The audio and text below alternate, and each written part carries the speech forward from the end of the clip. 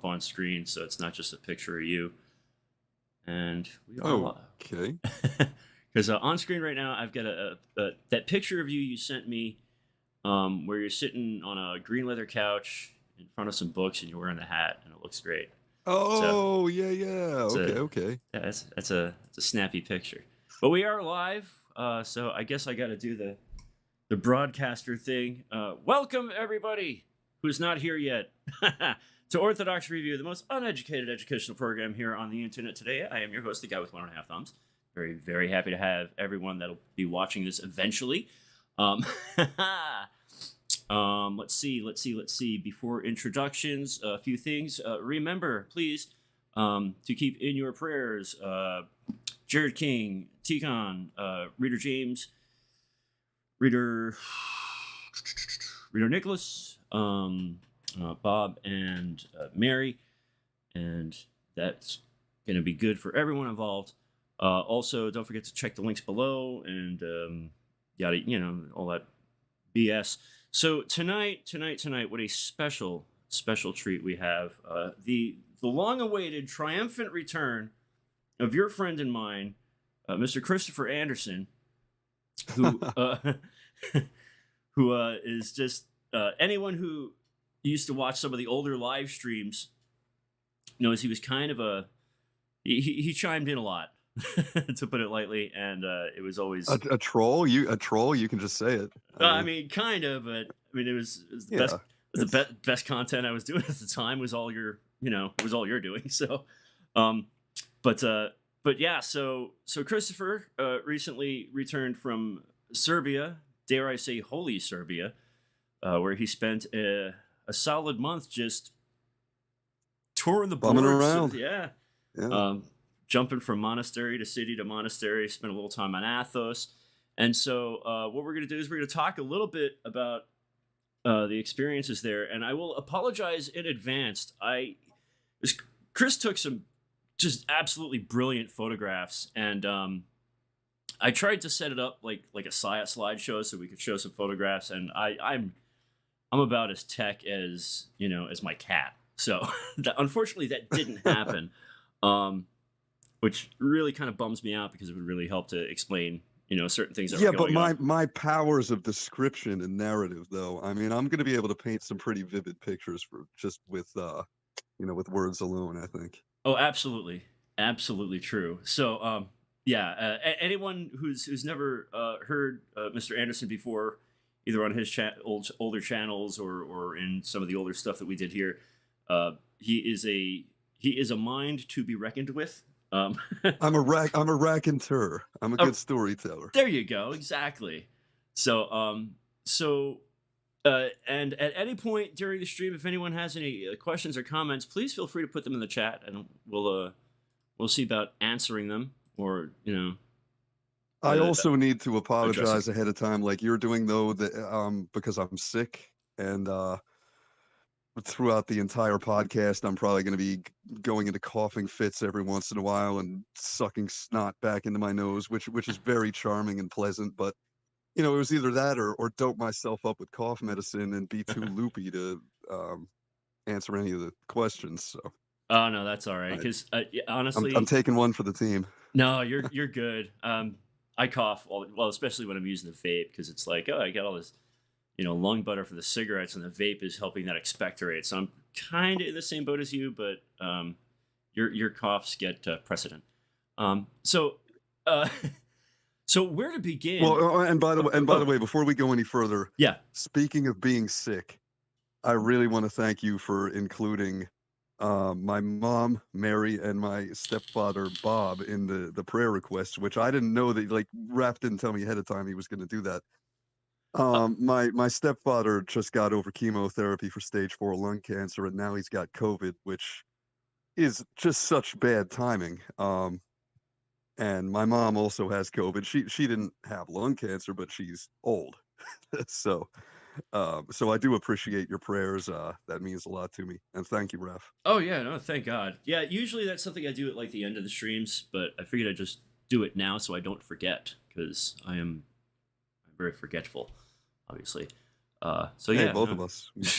Right on. Okay, you attend a Serbian Orthodox parish out there where you are, and I do. that I sing in the choir of the Serbian Orthodox parish, which no is a kidding. weird story in and of itself. Yeah, yeah, yeah. I did not Yep. know that. I learned something new I today. never told you that? No, no. Well, I mean, Wow. when we were talking yesterday, you mentioned because we were talking about names in Cyrillic, and you had kind of mentioned that you have to read Cyrillic in the choir, and it flew right over my head. I'll be honest with you. So as Yeah, far so I have to read four different types of script in my activities as a Serbian Orthodox choir boy, which are, you know, English, the Latin script, right? Mhm, So occasionally there's that. I have to read both of the Serbian alphabets. They have, because they have two.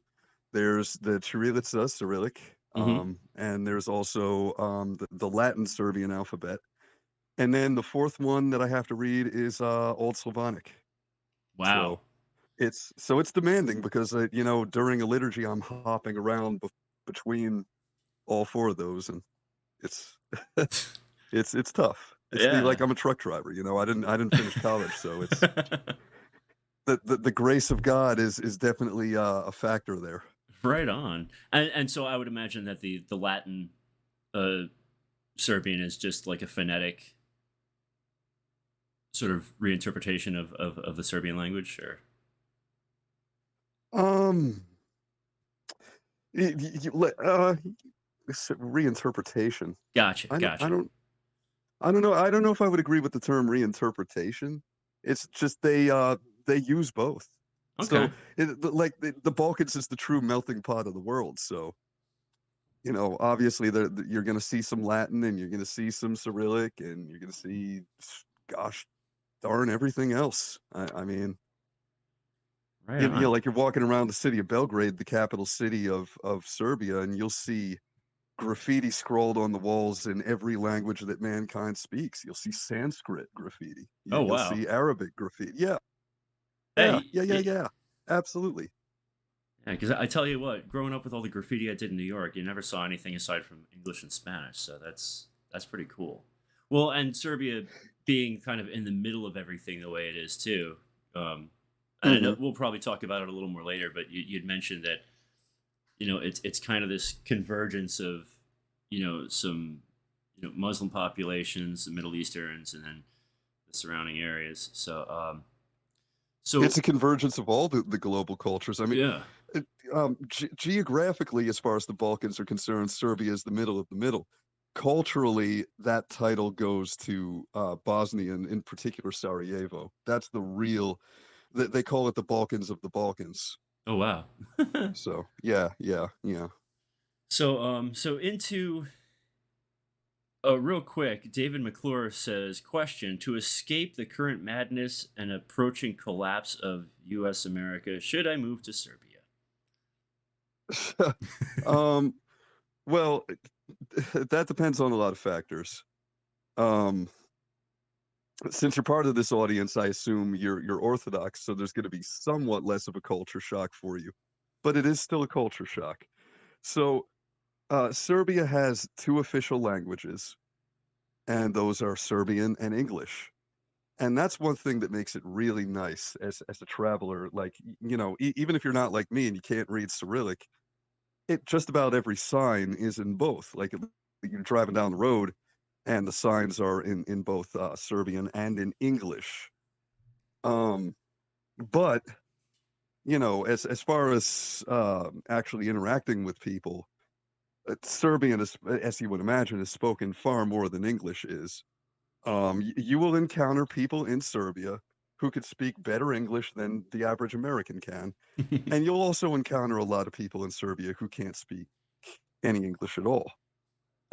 So it's I would say as far as like a country to seek refuge in, it's not something I would want to jump into with both feet unless you're just so filthy rich that you can isolate yourself from the common man, like which a lot of people are doing. They call themselves digital nomads, et cetera, so forth, and I kind of find them revolting.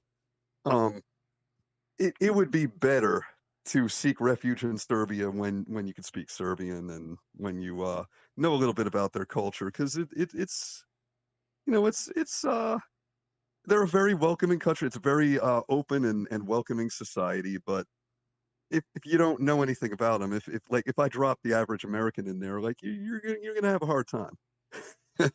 you know. Right on. Um, And actually, that leads into one thing I wanted to bring up about your experience there is, and the whole time you were there, we were talking, and you kept gushing about just how awesome the people there are. Um, mhm. so I would I would ask, maybe you could take us through like one of your interactions that really spoke to just how awesome these people were to you, and um, because you talked a lot about just meeting strangers, grabbing drinks, drinking at cafes, that sort of thing. Yeah, Like sure, sure. how, Oh, I yeah. could go on. I could go on about positive interactions in Serbia all day because for most of the month that I was there, they were overwhelmingly positive. It's not like I never met any jerks in Serbia. Mm, It's a country of 6 million people. Like anywhere you go in the world, you're going to find people you get along with and people that you don't. But overwhelmingly a positive experience. I would say my favorite social interaction, the one that takes the cake for me, is when I was in the city of Niš. I was in the city square, and it was a particularly hot day. And in Serbia, they have public water fountains all over the place that feel like this is not unique to Serbia. Or even the Eastern Europe. It's also a Western European thing. You'll find these stone monuments that have a water fountain in them, and the water's really clean, and you don't have to worry about xenoestrogens and microplastics and pesticides. Like you can actually drink this stuff. And so I'm walking around in the city square. It's a particularly hot day. It's so hot, in fact, that I ended up sweating into my eyes too much and getting an eye infection later. And that's a whole other story. But I'm walking around and I'm just so tired and fatigued from the heat and walking around all day. And I go to this one water fountain, and there's I guess like maybe an 8 or 9 year old girl standing there filling water balloons. And I kinda hung back in the cut. Like, I didn't get really close or anything, and I didn't make any indication that I was thirsty. I just kinda stood there and waited my turn. I'm like, eventually she's gonna get tired of what she's doing and go away. And she notices me. Like, she looks at me, and I guess I just must have looked really hot and fatigued and tired, and she's, like, steps aside like, "Hey, you want a drink?" And so, you know, I mean, children, anywhere. I think like if you're a foreigner, right, and you're not tapped into the culture and you can't speak the language, children are kind of going to be your friend no matter where you go. But I was just really touched by that experience. Like it made me. So I gave her a $1 bill because she's never seen that before, and I was like, don't forget me, because I'm not going to forget you. You know. that is awesome. I just love kids anyway, so that's fantastic. I know you did tell me, you related to me one story about being, I don't know if it was a niche or not, but you said it was like the middle of the night, and Yeah. you ran into some gutter punks. Oh, did it? Well, I mean, I wouldn't really say like they didn't Like have the whole gutter punk style. Like they weren't. They didn't have all the patches on with the denim jacket with the battle like vest and all that. Yeah. guy throwing a swastika in the trash can and all that. So like they weren't fully gutter punk, but they were wearing like the ripped up black jeans. Like they had half that aesthetic going on. They almost looked more like Heshers. Okay. Like they look kind of like 1990s Wayne's World Hesher type dudes. Like they had the black leather jackets and all this stuff. Yeah, that was in the city of Novi Sad, which is just northeast of the capital city, Belgrade. And they kind of have the two cities have a rivalry. Like they're Okay. sort of there's this friendly competition. It's well friendly over like which is the real Serbia, which is the real best city in Serbia. And in Novi Sad, there's it's definitely got a distinct flavor. It's very different from Belgrade. There's a lot of Austro-Hungarian architecture, so you'll see, you'll actually see some Catholic Oh no. Uh-oh. there, and they've got like the big Gothic spires on them and everything. Oh, okay. And so anyway, I was going around like at night, um, doing what I frequently do, which is photograph graffiti, because I think the graffiti in Serbia is just the best. Like, and I'm a graffiti guy. Like that's something that interests me. I can actually tell the difference between a tag and a throwy and a wild style and all that. So I'm Mm-hmm. not just somebody who calls everything a tag. Um, so I'm going around taking some pictures of some really good wild styles, and this guy walks up to me, like like young dude in his 20s, but he's like taller than me because everybody in Serbia is a tower, man. Like the average Really? height's got to be like, oh man, I felt like such a manlet over there. Like everybody's like 6 foot. Everybody's like 6'5". Like I'm six Wow. foot tall, and I felt short in Serbia. That's I got to Albania, and it was the opposite. I was taller than everybody else, but that's another story. But so I'm out there by myself, like kind of in like a seedy rundown part of Novi Sad, and it's dark, and I'm in an alley taking pictures of graffiti. This dude like just kind of rolls up on me in his leather jacket, and I'm like, man, am I about to get into a fight here? Because I'm thinking like, maybe this is his gang's territory, and they like put these wild styles up here, and they're like, hey, why are you taking pictures of our shit or something like that? Because there are gangs in Serbia, it's not oh like yeah. they don't exist. Um, and then like, he walks up to me, and then like all of a sudden there's two more guys, and I'm like, oh boy, I'm in for it now. And he walks right past me, takes a piss on the wall, and he didn't care at all. And then we somehow we got to talking. I think we started off talking about graffiti because like he saw what I was doing, and Mm-hmm. and then I found out that he was in a band, and he was in a metal band, so he pulls up his SoundCloud, and he's like, listen to us shred, like check this out. Do you play any instruments? I'm like, yeah, I play guitar. So we start talking. Um, those guys, I said, hey, let's go out and get a couple drinks, guys, because the legal drinking age in Serbia is younger than it is here, and like that, Yeah. and they're all like in their mid 20s, and he says, he's like, well, we'd love to go out and drink with you, but we don't have any money, and I'm like, yeah, well, I'm a rich American, so it's which you feel rich when you're over there. The exchange rate is pretty kick ass. Yeah. Um, Yeah. Well, we'll get into that in a bit, but yeah. yeah, it's not as good as it used to be, and they noticed that. But anyway, so we got into the argument, which I've learned from reading Momo Kapur is a standard thing in Serbia. It's like, who's going to pay for the drinks? They're like, no, you're the guest in our country. We're not going to let you pay. Like but we're too broke. And I'm like, guys, just come on, let's go. And they brought me to this bar, and that's when I figured out that if you want to find the cool bars in Serbia, you have to make friends with the locals, because Oh yeah.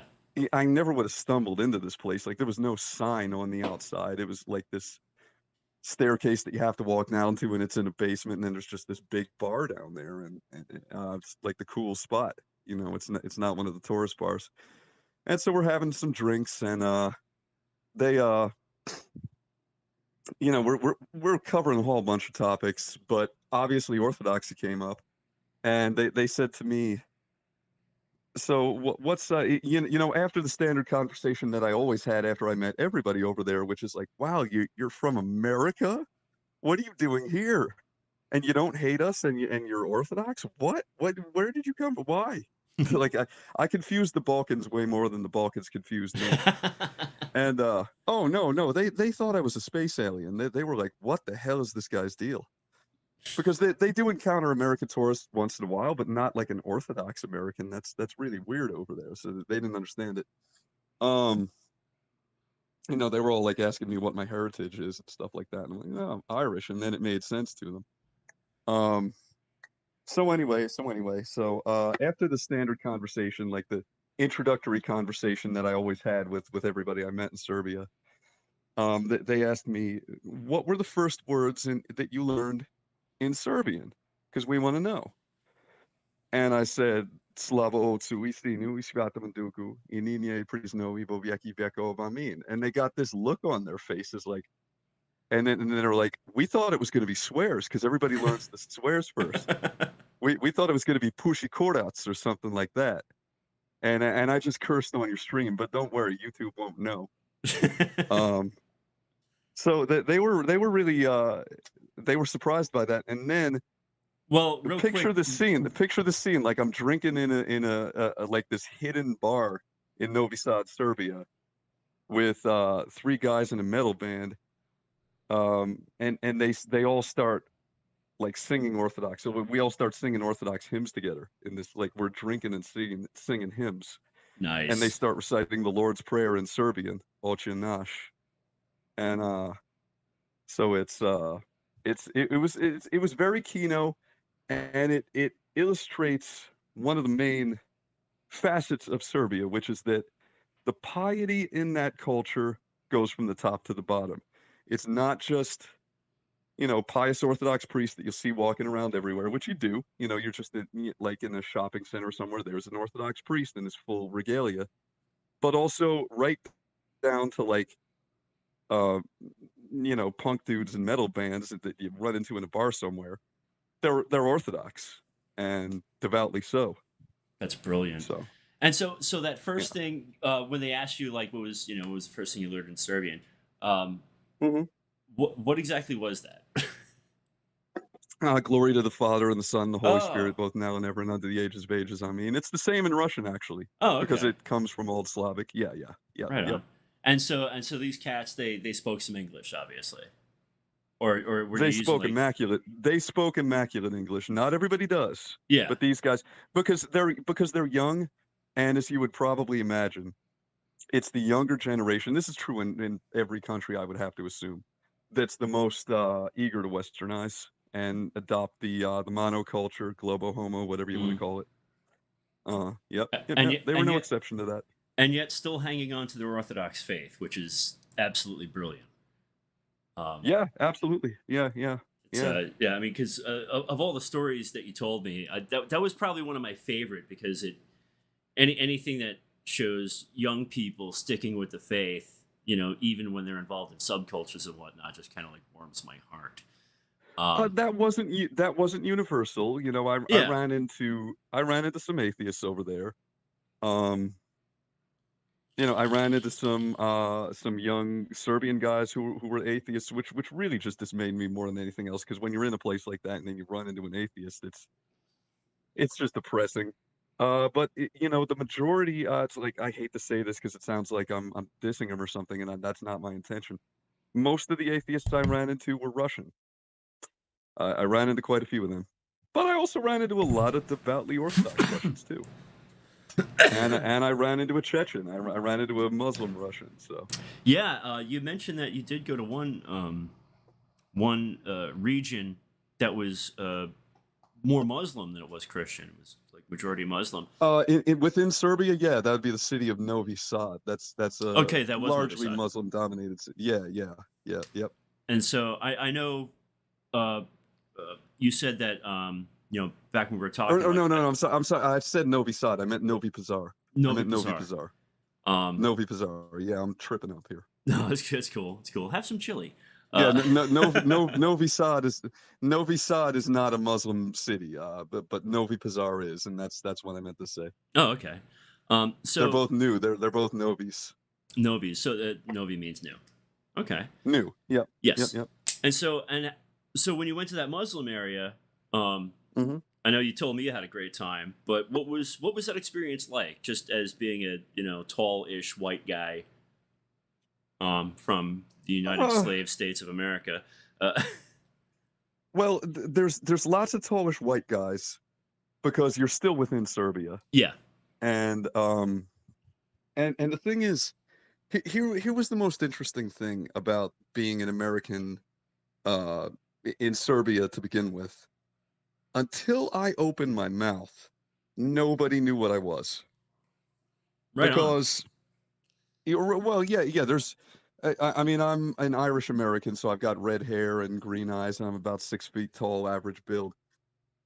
There's plenty of Celtic DNA in Mm-hmm. Serbia. So there's people with red hair, there's people with blonde hair, there's people with green eyes, and then you got the darker complexed Serbs because you've got some Turkish admixture in there, and I mean Right. I don't want to turn into the Paul forum here, No, no, no, no. talking about genes and DNA and stuff, but I didn't stand out until I opened my mouth, and when I opened my mouth, people didn't know what the hell I was. They like because just like when the average American hears a person from Eastern Europe talking, they can't differentiate between, is this guy speaking Russian? Is this guy speaking Serbian? Is this guy speaking Romanian? Like, all they hear is Slav. Yeah. They usually assume Russian by default. It's the same over in Eastern Europe. Like when they hear a Western tongue being spoken, if they don't know English, then they hear you and they're like, "Is that German? Like, is this guy like?" I had people thinking I was all kinds of things.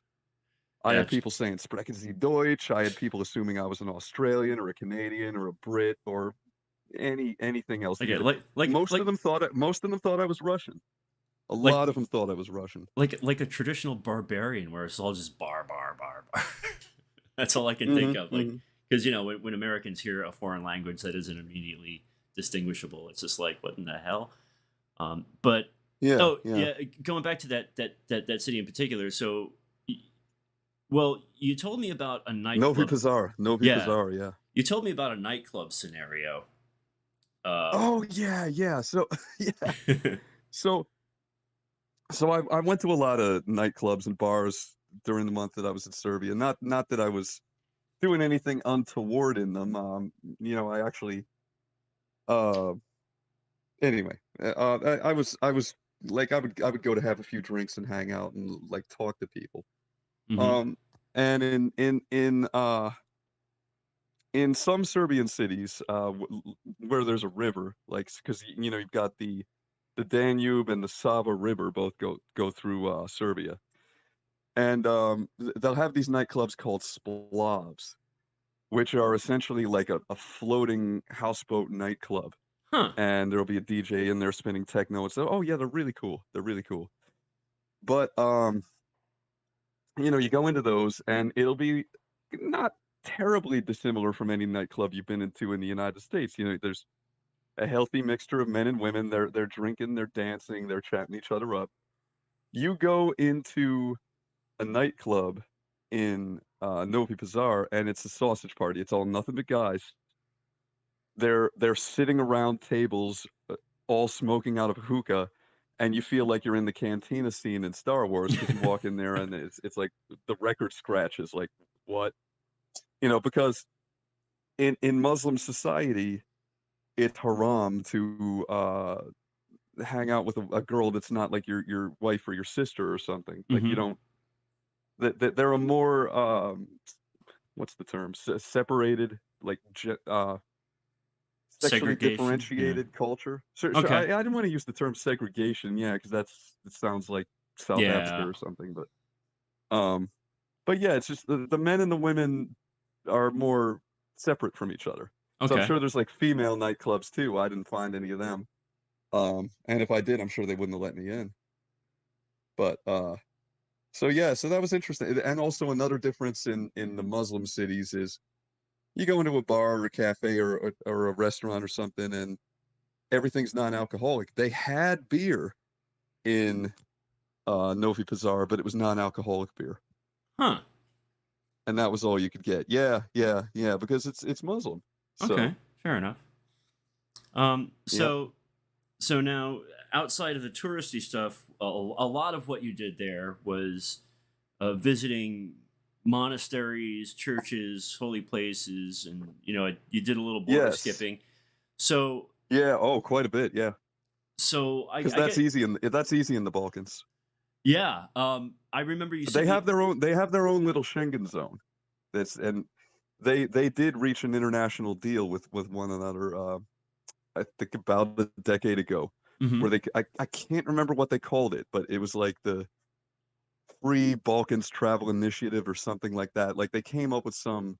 It's basically like their Schengen zone. Like if you go to one Balkan country, they don't give you that hard of a time when you go into any other country. Okay, so it made traveling kind of between, because I know you mentioned you went to like Kosovo and Yeah, yeah, Kosovo, man, that's a special case. So that they're kind of different from all the other countries in the region since they're not even recognized as a country by half the world. They're a politically unstable, semi-recognized, watch my air quotes, country. uh-huh. And Kosovo is Serbia, by the way. Mm-hmm. Um, so, but yeah, I went there. I went to oh, what was my whole? I went to Serbia. I went to Croatia, which is properly called Hrvatska. I went to Montenegro, which is properly called Crna Gora.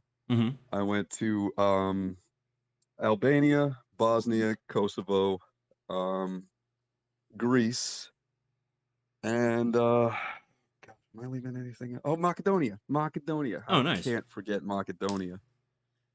So now of course we're in a little while we'll talk about your experience with Mount Athos, but so how was your experience like with all these monasteries there? I remember you sent me a Hmm. screenshot of like a random Google map search of monasteries near you, and there was like half a dozen of them within 3 miles.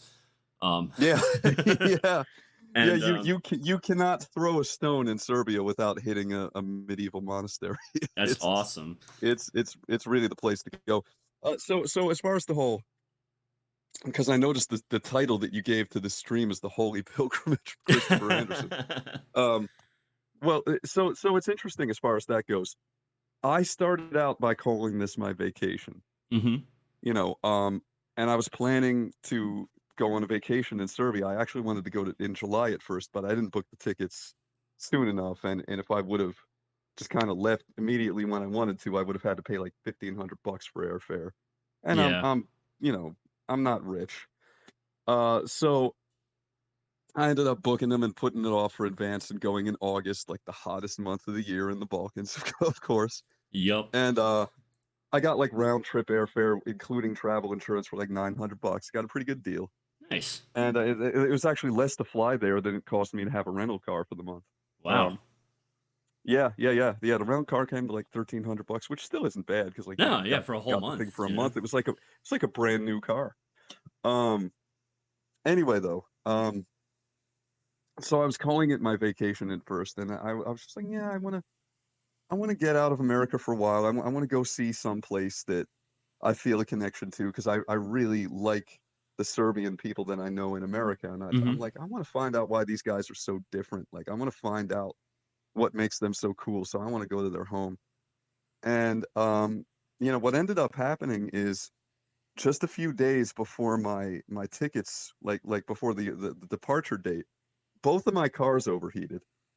Because this is like the hottest summer on record. It's been happening to a lot of people I know. Like radiators are blowing and cars are just overheating. Yeah. And so I really thought about not going, and I was so torn and conflicted. I was like, because I talked to a lot of people, including the Serbs I know at church, and they were like, yeah, man, you know, you could go to Serbia any old time. Just stay and do the adult thing and take care of your business, because we don't want you to come back and all of a sudden, like, you know, you don't have a car and you can't get around. And so I did what I always do in situations where I'm in over my head and I don't know what to do. I talked to my spiritual father, Hmm. and I asked him, you know, what do you like? What do you think I should do? Should I stay here and worry about, like, get my ducks in a row, or should I go ahead and go on vacation anyway and just say, hey, I'll deal with it when I get back? And he said to me, the devil will always try to tempt you from going on a spiritual pilgrimage. So if I were you, I would go. And coming from him, even something that sort of nonchalant, like if I were you, I would do it, is like a is it's that's like an imperative. Hmm. That's coming from him. I'm like, okay, he's blessing me to do this. I obey whatever he says. Right. So so I ended up going, and it started out sort of vacationy at first. You know, I was like going to museums and going to nightclubs, going to lots of restaurants and cafes, sipping the little espressos, ooh la la wee wee, being very European. And then and then it slowly mutated into more and more of a pilgrimage. I started spending more and more time in the monasteries, in the churches, and eventually I did something which I originally had absolutely no plan or intention of doing, which is going all the way to the Holy Mountain. That wasn't part of the. I didn't have an itinerary because I'm too scatterbrained to follow one. Right. You know, I didn't have some kind of travel plans. I just you know got a ticket to Serbia and woke up every day and I decided what I was going to do. And the vacation mutated into a pilgrimage to the point where by the end I was like, yeah, this is a holy pilgrimage for sure. Right on. Well, So before the next question, thank you, Rat Splatigan, for the super chat. And Rat asks, what happened to Christopher's YouTube channel besides the one where he swings heavy objects around? And will he be streaming again? um yeah, I get that a lot. I Yeah. get a lot of people saying, "Hey, when are you going to make real content again?" And the answer is when YouTube isn't so heavily censored, guys. Like, don't victim blame. What do you want? So you can't open your mouth on this platform about anything relevant without getting your videos taken down, getting Mm-hmm. demonetized, getting striked. I mean, guys, you want to know what happened to my channel? They banned me for posting a Kanye West song. Wow. That's what happened. I posted a track by Kanye West that was called like "Someday We'll All Be Free." Ban- I didn't have one strike. I went from 0 strikes to 3 to an instant ban, just like that. No appeal process, no nothing. So, can you guys maybe understand why I'm not like incredibly eager to start making social commentary and political videos on this platform anymore? Yep. I I have a fitness channel now. If you're not into mace swinging, that's cool. It's my thing. You don't have to be interested in that, but don't hold your breath waiting for me to do what I'm doing right here. Like it's not going to happen. and Like I you know, I don't blame you one bit because not that my channel would right? probably ever get a strike, but like if it did, it would just sour the entire experience. Like, why bother? I'm tired of the bullies kicking over my sandcastle. It's a lot of effort to make political comment, social commentary, talk about history and philosophy and all the in-depth subjects that I used to cover, and then just have some Silicon Valley fascist like walk right up and shut you down. So and Yeah. I'm done with that. I'm not going to keep tilting at windmills because it's too much work and it's not rewarding enough. Yeah. Well, thank you, Rat So Splat, again for the question, and thank you, Chris, for the answer. So, so this trip morphs into more of a pilgrimage. You said you're spending all this time at like monasteries and whatnot. yeah, yeah. One thing you related to me was that it was providential, nay ordained by God almost, that you would kind of just pick a monastery out of a hat, so to speak, and then find out later that Hmm. it was like this amazing, like very um, uh, Hmm. simple, Historically relevant. yeah, Yeah, historically relevant, or maybe there's a saint there that just is yeah, mind boggling. So, yeah. That was a very strange thing. So there were a couple monasteries that I had planned to visit from the beginning before I even left America, mhm, and those would be Studenica, because okay, that's the mother monastery slash mother church of Serbian Orthodoxy. It's the big one. It's the mhm, big enchilada. And then I had planned to visit Ostrog in Montenegro uh huh, because that's kind of like for lack of a better term, it's like the Serbian Orthodox Fatima. It's a holy place that's known for miracles. okay, And of all the monasteries that I visited, that was the one that was the most crowded and thronged with people because people who aren't even Orthodox make pilgrimages there. You got Catholics and Protestants and everybody else. oh wow, They come from all over the world to be healed. So like I got there late at night. There's like hundreds of people sleeping on the ground waiting to get in there the next day. But that's wow, besides the point. But anyway, yeah. So there were a couple that I had planned to see from the get go. But when I was actually in Serbia, what I would so often do is, I would drive from city to city or monastery to monastery, whatever I was doing. Often I would get there at night, get a motel room or sleep in my car or something like that. Then the next morning I would wake up and I'd be where I'm at, spend the day there, do what I'm going to do, and then head to the next place. Well, what I would frequently do is just get on my phone and be like, "Hey Google, monastery near me, church near me," and the thing is, if you look at a monastery map of Serbia, it looks like a Cold War nuclear target map. Like they are just dotted. They are dotted with monasteries, just hundreds and hundreds of monasteries. They're freaking everywhere. So the fact that the ones I kept on randomly going to would end up being ones where some important historic king is buried or Hmm. something like that. Yeah, it was conspicuous to me. It started to give me this uncanny, surreal feeling like, oh, I'm really being guided here. So Nice. perhaps by the Lord and perhaps by Google's algorithm. I don't know. I don't know. But it's yeah. I mean, it felt providential to me. Absolutely. Right on. And then, and speaking of providential experiences, you said Hmm. you didn't plan on going to Greece. You didn't plan on going to Athos, and Nope. it was kind of a spur of the moment. Didn't even know if you would get admitted, sort of thing. So, if you Yeah, wouldn't mind absolutely. talking a Yeah, little bit about it's that tough. trip, if you could Yeah. talk. Well. Yeah. So when I spent most of my time in the Balkans, not only in Serbia but in one particular city in Serbia, which is Belgrade, which I think is the best city in the world. I mean, I like it so much I got their city crest tattooed on my calf by That's an artist in Belgrade. I mean, I love Belgrade. It's a great city. You could talk all day long about just that city alone. And I'm sorry, I lost the plot talking about Belgrade. What was the question again? talking about how you wanted to go into Athos. Right, right, right. So I wanted to have, for lack of a better term, like a home parish over there Hmm. that I go to liturgy on Sundays, and I'd go to most of the services there because of course, I'm hopping from church to church to church because I want to see all these uh, all these historic churches, and every one of them has their own flavor. Right. They're all different and they're all special. But the one that I found in the city of Belgrade that I love the most, and of course Belgrade is where the eighth largest Christian cathedral in the world is, the Temple of Saint Sava. Hmm.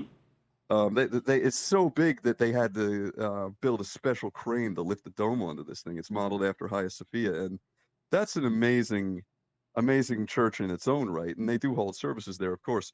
But for me, for my money, the most beautiful church in Belgrade is the Church of Saint Alexander Nevsky. And I found out later why it's so beautiful. It was designed by a woman, Aha.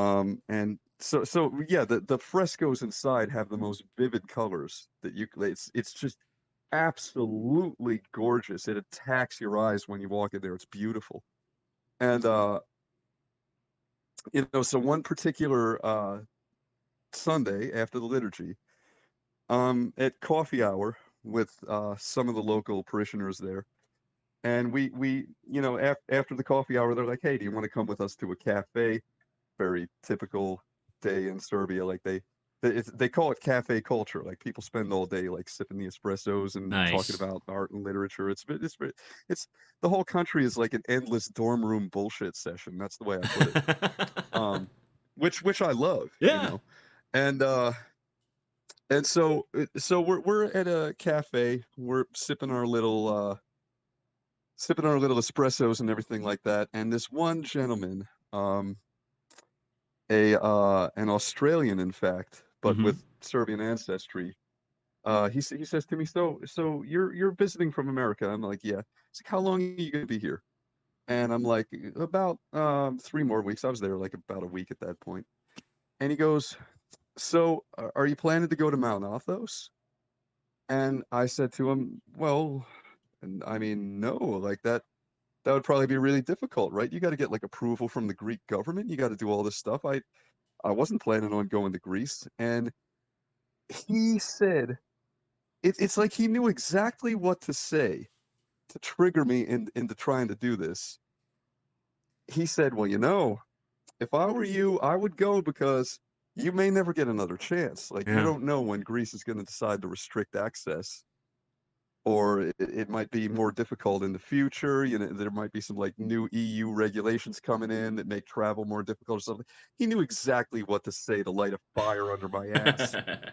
And from that moment on, it became an obsession for me. I was like, man, like as soon as I had that conversation with that guy, it wasn't even a few hours that went past that I was like sending emails to the Greek government, like, can I visit it? Yeah, yeah. Nice. It it it became the goal. I was like, man, I gotta get there no matter what it takes. So Right on. So so now, that's how that happened. Yeah. once you get to Athos, you related to me that it was,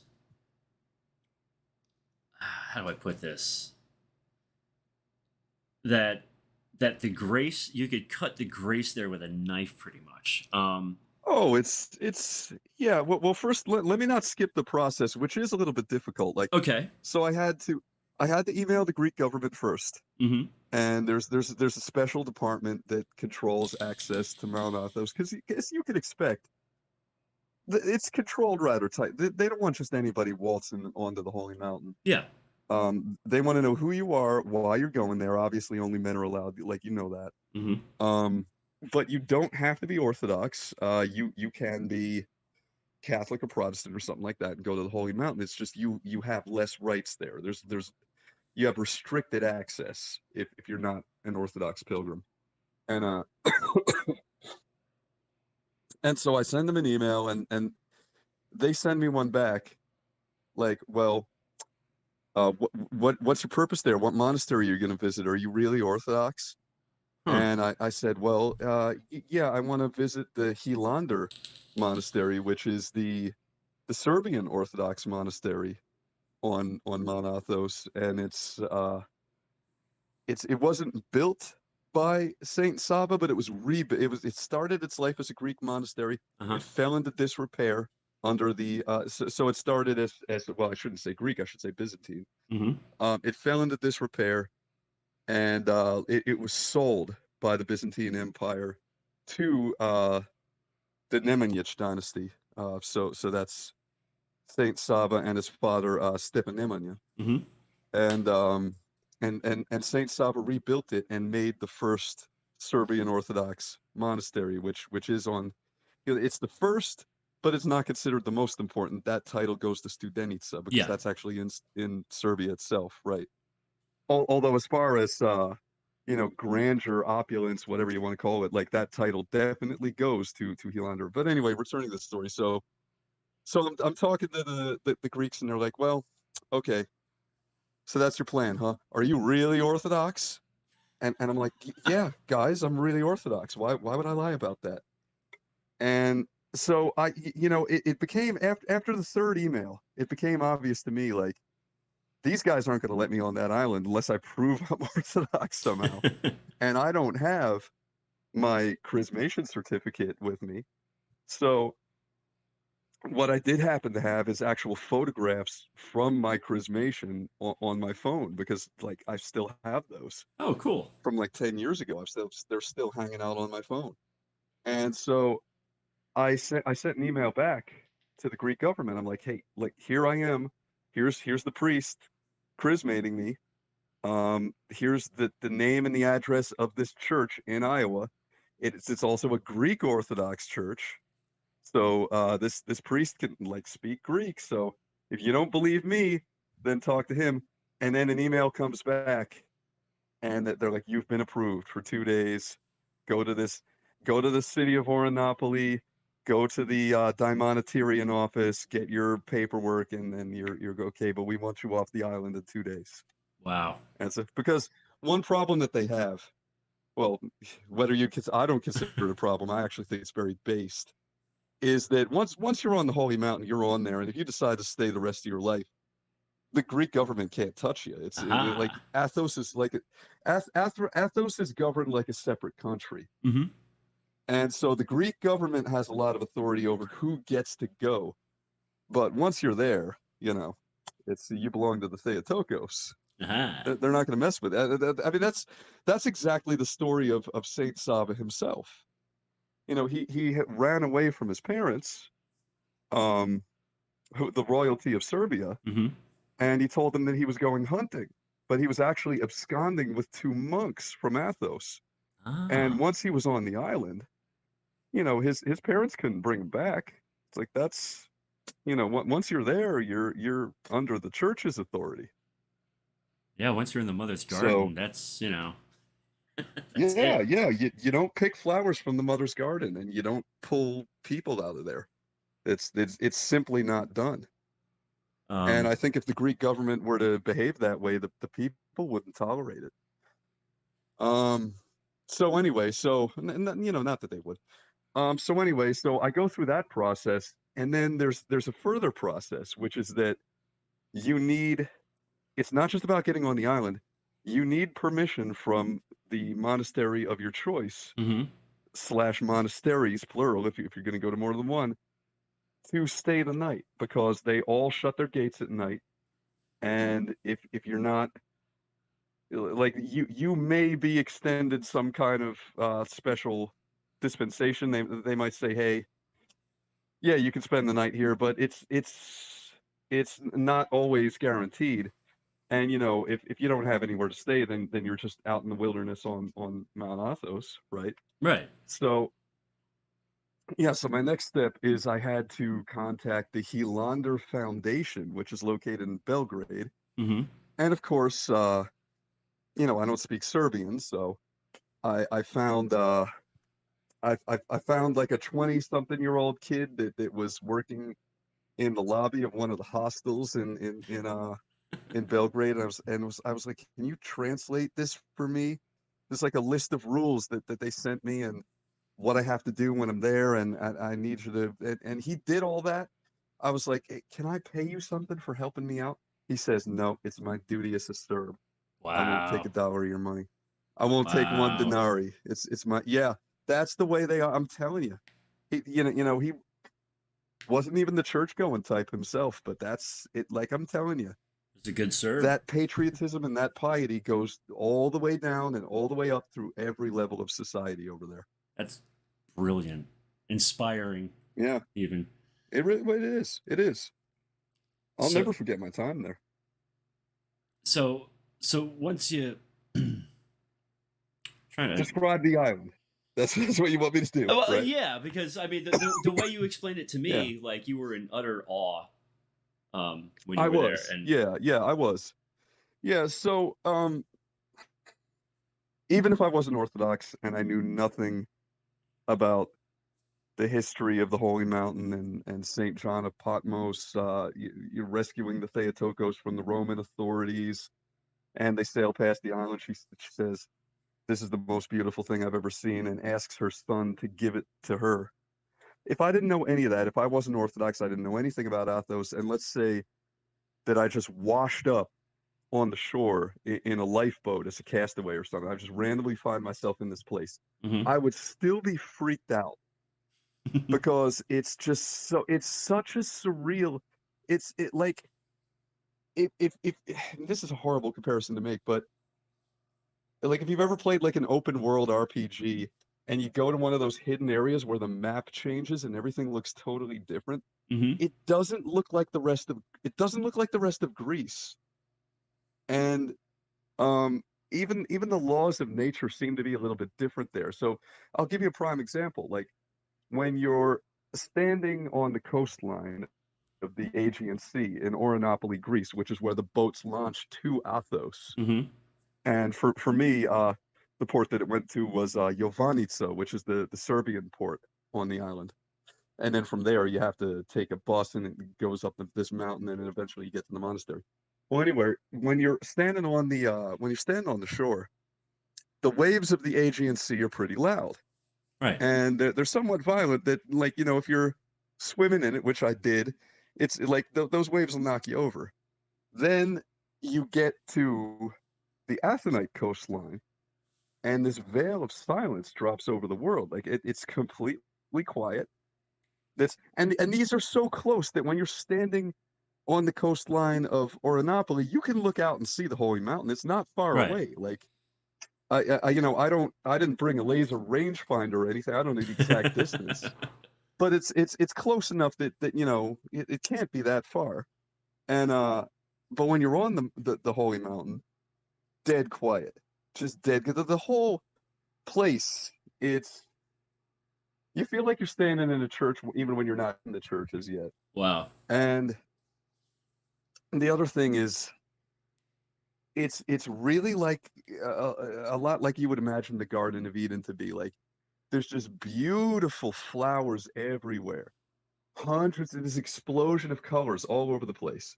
Not just in the places where the monks are Gardening and tending all, yeah. everything, but you're right, just like on the hiking trails and which the mountain has everywhere, and it's and everything there is edible. Like there's olive trees growing, there's cactuses growing, there's fruits and berries and just everything that you can imagine. It's all there, and even the wildlife is different there. Like everything's tame. Huh. Um, yeah, like bees will land on you and they don't sting you. Ants will crawl on you and they don't bite. There's of course a lot of stray dogs and cats walking around. They're all friendly. Um, there's lots of bats on the island, especially at night, and Huh. like just you just get this feeling almost right away when you're there that nothing wants to hurt you. And I mean, this part. I mean, this part I guess comes down to the individual maybe. Okay. But I got this sense when I was there that I was in the arms of our mother the whole time. I like you just feel like you're being rocked to sleep by the Theotokos. Even the breeze that stirs there feels like human breath or something. Like it's just a very surreal place. It's a very um it's hard to describe. Right. And you I said that. Go ahead. I'm sorry. uh-huh. No. No, no, no, no. I was gonna say after I visited two monasteries and I had originally only planned on visiting one, I beat a hasty retreat out of there because I got this sense that if I don't leave Mount Athos, I'm going to stay here for the rest of my life And that is. because it's such a peaceful, serene place that you feel like, if I were to drop dead of like a coronary right now or something and be buried on the island, which the monks would do, that like great ending to the story. Like you just feel so at peace there that you don't want to leave. And Yeah. some people never do, of course. You Yeah. know that. That seems to be a common theme that I hear from a lot of people that visit there. They're like, yeah, I could stay there forever. It'd be easy. Um. But I didn't know what to expect. I mean, as a person who's Orthodox, like of course we've all heard of Mount Athos. yeah. It's the center of our spirit. It's our Mecca. So, I never knew what to expect from the Holy Mountain. And when I got there, it's once again, I don't like using these worldly terms to describe something holy, but I will. I was wondering if it would live up to the hype, Yeah. and it far far exceeds the hype. Like people I feel like people undersell Athos. So that's all I can really, I didn't take any pictures there. Hmm. Um, I took pictures and video on the boat ride, but once I was there, it's not that I didn't see other people doing it, people taking the selfie, whatever. I felt like for me, it wasn't right. For me, I didn't feel like God wanted me to do that. Yeah. Like it would. And Like it'd be yeah, yeah. disrespectful almost. Like taking a And selfie I'll with a tell you corpse. something else. Hmm. I'll tell you something else. Our champion leader among the saints herself tells you the rules when you were on Mount Athos, and what I mean by that is, um, I did receive a list of instructions Hmm. from the monastery that I was guest at, Hilander Monastery, but it was all about rules of etiquette in the monastery. They didn't say, "Hey, when you're on the holy mountain, don't pick anything, don't eat anything, because it's the garden of the Theotokos, and it all belongs to her. It's her exclusive property. But when I was there, even though there's like these gorgeous um, fruits just hanging off the tree, and all that's like pretty flowers everywhere, I had this idea in my mind for a little while. Wouldn't it be nice if I could pick a fruit here and then bring it back to Iowa, to my home Serbian Orthodox parish, and then we grow that fruit? Because part of, like, for people that don't know, part of Serbian culture is you always have fruit trees growing around the house or around the church. Mm-hmm. Some people actually build their house where the fruit trees are for that, because they make the rakia, they make the fruit brandy. Yeah. And I was thinking, how cool would it be if I brought something from Mount Athos? But I got this overwhelming feeling when I was there that you don't want to disturb a single blade of grass, because it's all property of our Mother among the Saints. And when I got back to Iowa, some of the guys from church were kind of like debriefing me about my time over there, like you're doing. And Right. it's like, wow, you went to Athos. And one of them, he said, hey, like he came up with my idea. Basically, he was like, hey, you know what you should have done? You should have gotten like some kind of seed or some kind of fruit, so we could have planted it here. And then one of the other guys looks at him, and he gets this, like, this kind of look on his face that I can't even describe, and he wags his finger. He's like, no, no, no, he couldn't do that. And the first guy is like, well, what do you mean? Yeah, why not? It's like, you don't pick anything, that you don't take anything from there. You don't take anything from there. And I knew that without being told, Yeah. because when you're there, you feel it. You feel that it's holy. So, And you said you didn't even spend the night in the monastery, but or you decided to sleep outside. well, I was in the monastery. I was within their grounds. So, Yeah. Studenica, like several other monasteries there, is fortified. It's Okay. a fortified monastery, because, like, back in the day, it actually had to be defended. So it's got this outer wall. Mm-hmm. In Russia, what they would call the Kremlin. It's got this outer. It's like a citadel. It's got this outer wall, and then inside, you've got all the separate buildings, and then you've got grounds and vineyards and everything else that's inside. And yeah, there's one particular place, and I couldn't describe what this place is without telling the story of the Troy Ruchitsa. Mm-hmm. So, Yeah. did I your mean, is your audience familiar with Our Lady of Three Hands? Like, do they know about that, or should I go into that? I Or would imagine some people do. But if you want to give like a quick, quick Cliff's explanation Notes of version? yeah, the Cliffs Notes version. I'll try to keep it quick. Yeah. Okay. So, Saint John of Damascus was an iconographer, Mm-hmm. and he also wrote in defense of orthodoxy. He wrote against iconoclasm. Mm-hmm. And I think, if I recall the story correctly, forgive me if I'm getting this wrong, some iconoclast sold him out to the Islamic authorities of Damascus, and the local caliphate brought him before the royal court, and had him punished, and his hand was cut off. Cut his hand off, and Saint John of Damascus goes, and the caliph just laughs at him. He's like, give this idiot his severed limb back. Sure, what are we going to do with it, right? So he gives him his hand. He goes, he falls down in tears before an icon of the Theotokos that he wrote himself, and he begs her to make him whole again, and heal him. And then he falls asleep. And when he wakes up the next day, his hand is reattached to his arm, and in gratitude, he attaches a silver hand to that icon. So now the icon's got three hands, and Troiruchitsa means three hands. It's Our Lady of Three Hands. Um, you'll actually see some versions of this icon, such as the one that I have myself, um, that are made incorrectly, where it actually looks like three human hands, and Yeah, that's just, you know, yeah, I've got that's one like telephone that, game. and That's like, yeah, it's telephone game. It's iconographers over the centuries getting the detail wrong, but properly it should be a silver hand. Like, she mhm. doesn't actually have three hands. It's not like a Hindu deity version of Our Lady or something. It's the third hand is symbolic, and it's well,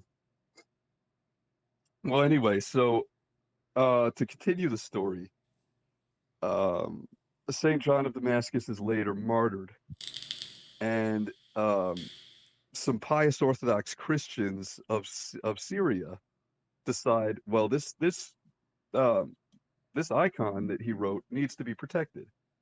So we've got to get it out of here before the authorities destroy it. Right. And so they tie it to a donkey and just send the donkey on its way without a rider, without anyone to lead this donkey. Well, the donkey makes it all the way to Mount Athos, and it makes it to the Hilander monastery, the Serbian monastery. Hmm. And after it delivers this icon, the donkey falls down and dies because it's done its job. And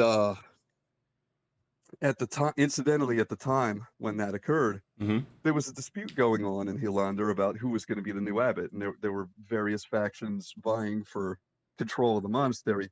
Well, then it was decided from then on out that the abbot of the monastery would be that icon, the Troia Ruchitsa, Our Hmm. Lady of Three Hands, and right. So people have to, when they're getting tonsured, they have to get permission from the icon. Wow. Um, so yeah, the icon runs the monastery, Yeah. So I mean, and I knew the history of the icon. I didn't know that far into the history. Like I knew why it had the three mhm, hands, but that's yep, yep, that's yep. amazing. Um, Yeah, and that icon in that story goes beyond Serbian Orthodoxy. That's just that's a global Orthodox. That's the holy tradition. That's something that Orthodox people from every tradition know. And if you think that the other monasteries on Athos, the Russians, the Moldovans, and the Greeks, and everybody else, aren't jealous of that icon, you're kidding. That is the holy treasure of Hilander Monastery. So, right on. but So anyway, yeah. returning back to the original question about where I spent the night. Yeah, the monastery has very nice accommodation for the pilgrims. There's this big bunkhouse with beds and showers and everything else you would need. But it was August. It was very hot, and unlike all the Serbian pilgrims there, this Westerner couldn't take the heat, and I had this urge to be back outside, um, and just sleep outside on Mount Athos. So it was a little bit cooler with the breeze stirring and everything like that. So I went to the place in the monastery where I felt the most peace and serenity, which happened to be the shrine of the donkey. They built a little shrine Oh. exactly where the donkey died. And it's got a dome with frescoes on the inside that tell the story of Saint John of Damascus and the icon, etc. And there's a big kiot in one wall of this well, the only wall, because it has one wall and then just the top, and then Hmm. some columns on the other sides, um with a big icon of Our Lady. And there's a lamp pot burning there and everything, and I went there and I just laid right down on the stones, right down on the ground, and slept there. And yeah, it was a beautiful experience. Nice. So so now returning to so you come back, you escape Yeah, Mount Athos. yeah, uh yeah, you, yeah. you, I escaped. you get back to the Balkans, so you got like 3 weeks left, and so after this profound experience you had on Athos, I would imagine things kind of kicked into high gear as far as pursuing the more spiritual aspects of your time there. They only got more profound. Okay. Yeah, it it's like that's when it started getting weird. Nice. Yeah. So So yeah, because what we kind of covered that, like, providentially you would wind up at these very significant monasteries that, beforehand you may not have mhm. known.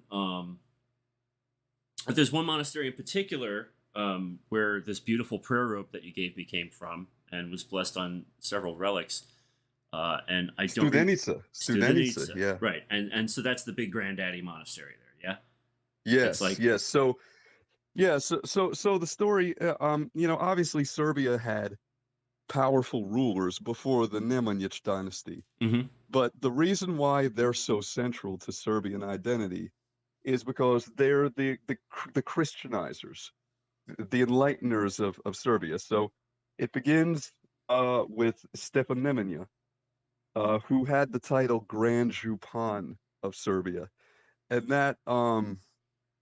that's like analogous to an archduke or a prince or something. But okay, at the time, he wasn't a king because at the time I think they were under the control of oh gosh, they were either under the control of Byzantium or Austro-Hungary. No, they were under the control of Byzantium, right? Because Serbia's always getting dominated by some, like colonized by somebody. hmm For a while, Bulgaria was. oh, having an audio issue here.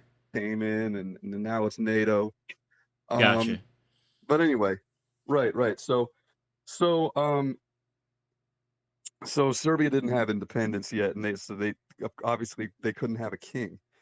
And Stefan Nemanja had three sons with his wife Anastasia, who's Saint Anastasia, and Stefan Nemanja is now known to us as Saint Simeon. hmm We'll get to that part of the story. Yes. So, but his three sons are Rastko, um, Stefan Nemanja the second, which is what really will confuse anybody trying to follow the story. That the two of them have the same name. They do have the same name, and then Vukan. So these three brothers, Rastko, Stefan, and Vukan. And by the way, Stefan itself is a title. It means ruler. So Huh. like Stefan Nemanja given Nemanja, that's an honorific. He was a ruler. Um. Anyway, returning to the point.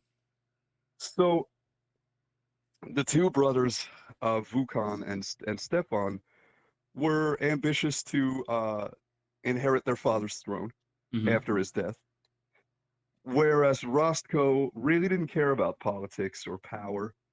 He was more interested in Orthodox Christianity, and he was a studious boy, very pious, and that's despite his parents' efforts to groom him for the throne.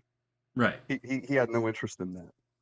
So so what ends up happening is, like I already said before, in the middle of the night with two Athonite monks, and flees to Mount Athos, telling his parents that he was going on a hunting trip. And when he gets there, he he climbs to the top of a monastery, tears off his royal garments, and throws them on the ground, and gets tonsured. He's like, "I'm a monk now, mom and dad. What are you gonna do?" And that they couldn't do anything about it because he's under the church's authority now. They couldn't come and take him back. And what ends up happening is that he eventually convinces his father to come to the monastery with him. okay. And and so Rostko is tonsured as a monk as Saint Saba, and his father Stefan Nemanja is tonsured as a monk as Saint Simeon. And by this time, uh, Saint Simeon is an older man. hmm He's kind of he's kind of getting decrepit. It's harder for him to get around. So the strictures of being a monk and the obediences that a monk has to perform are more difficult for him.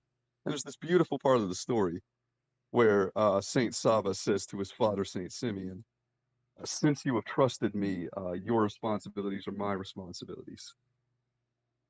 And you know, it's just a very Yeah. touching story. And his his mother also becomes a monastic. She joins a convent and becomes Saint Anastasia, and we have beautiful hymns. Saint Anastasia, Serbian Orthodox. Ah, Third brother. oh, Um, signals so, breaking up. but the second, well, I should say the second and third brothers. Yeah.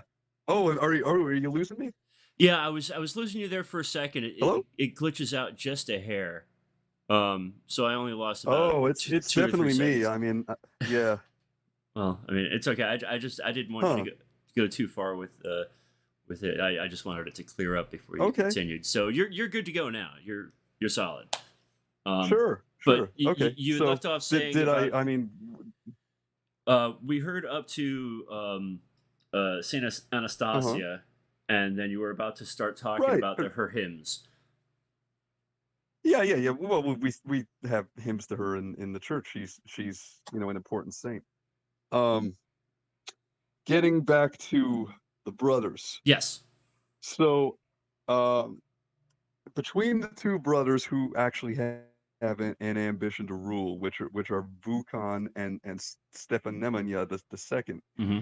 Um, Stefan is by far the more even-tempered, and so for that reason, the father, Grand Jupan Stefan Nemanja, decides to make him the heir to the throne. And well, throne at the time there is no throne, right? Since Serbia's not independent yet, it's a complicated story. Um, so he assumes he becomes the new Grand Jupan of Hmm. Serbia. He becomes the new leader, and then what happens is Vukan makes an attempt to usurp the throne. Well, Serbia.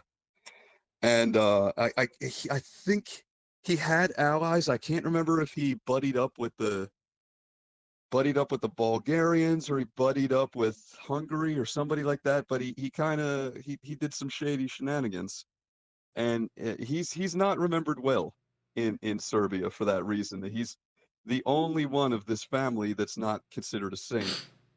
And Huh.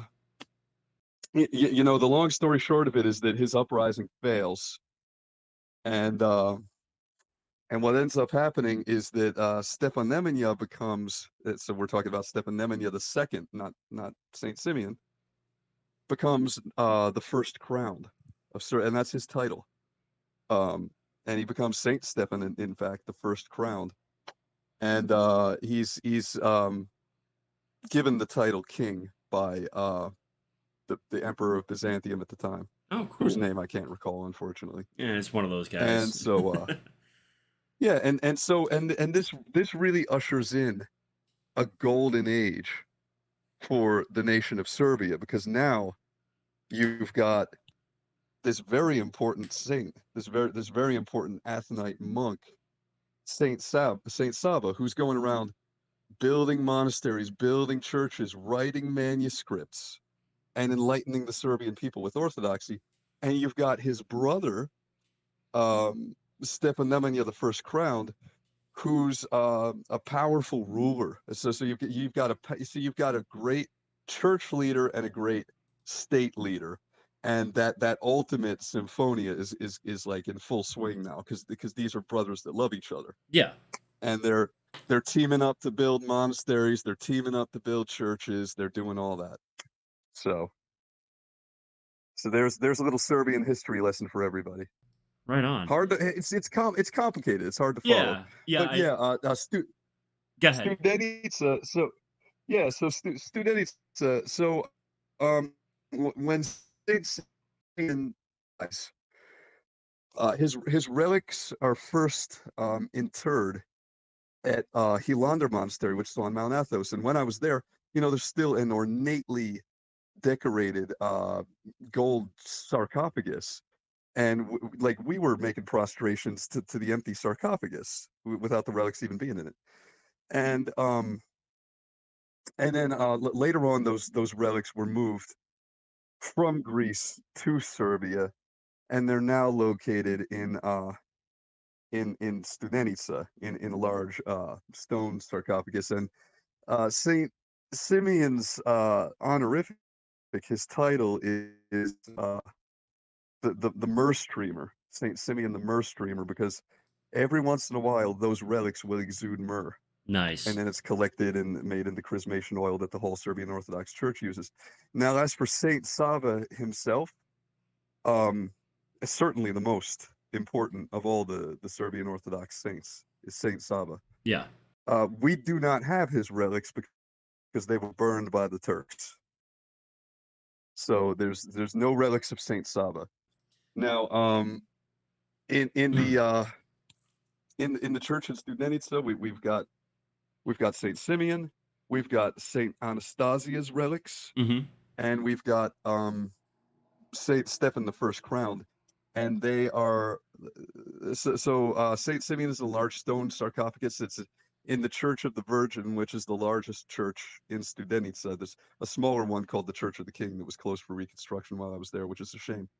But the stone sarcophagus with Saint Simeon is in the first corner on the right hand side as you first walk into this church of the Church of the Virgin. Okay. Beautiful, very large church too, by the way. And then in the front right hand corner, so to the right side of the iconostasis, you'll have this ornately decorated casket containing the relics of Saint Stephen the First Crowned, and on the left side, the left of the iconostasis, Saint Anastasia in another ornately decorated casket. I'm tripping over my own tongue here. That happens. So now, It does when you're talking a lot, when you're talking too much. no. Now, was this? Mm-hmm. I'm trying to recall. Was this where you went to a service and at the end they actually opened the relics for everyone to venerate, or was that a different? Yes. So No, that was yeah. yeah. So what was that Yeah. like? So well, humbling and a little terrifying. So I had already been to the Church of the Virgin twice before. So I'd gone to Studenica, but there wasn't, anything going on at the time. So it's like you go into the church, you're the only one in there. And I'm venerating these closed caskets. And then I went there for the service for the Assumption of Our Holy Lady, Theotokos. And as you can imagine, very big to do. That they had like probably the best choir in Serbia there at the time, because this Studenica is a monastery, but it's also the mother church. So you've got monastics there, and you've got the church too. Mm-hmm. And yeah, at one point during after the service was concluded, one of the five priests that was serving walks up to the casket of Saint Stephen the First Crowned and takes this big key and click, click, click, click. And I'm like, I know what he's doing. So my feet kind of automatically started just stepping backwards. And I just like put my hand over my mouth, like, oh no, he's gonna, like, oh boy. Because I wasn't prepared for that. Yeah. I wasn't prepared for that. Because these are the most important saints in Serbian Orthodoxy. And I've read books about them. And now all of a sudden, like these, opening the relics um, and everybody lined up to venerate them, and it was quite an experience. So, beneath the silk church brocade that covers the bodies, it seems like they don't even seem like they're dead. They seem like they're asleep, which is just very surreal. And it was a very humbling experience. It was very holy. Right Um, on. Getting to venerate those relics. Like Yeah. I've sung hymns to these saints. You know what I mean?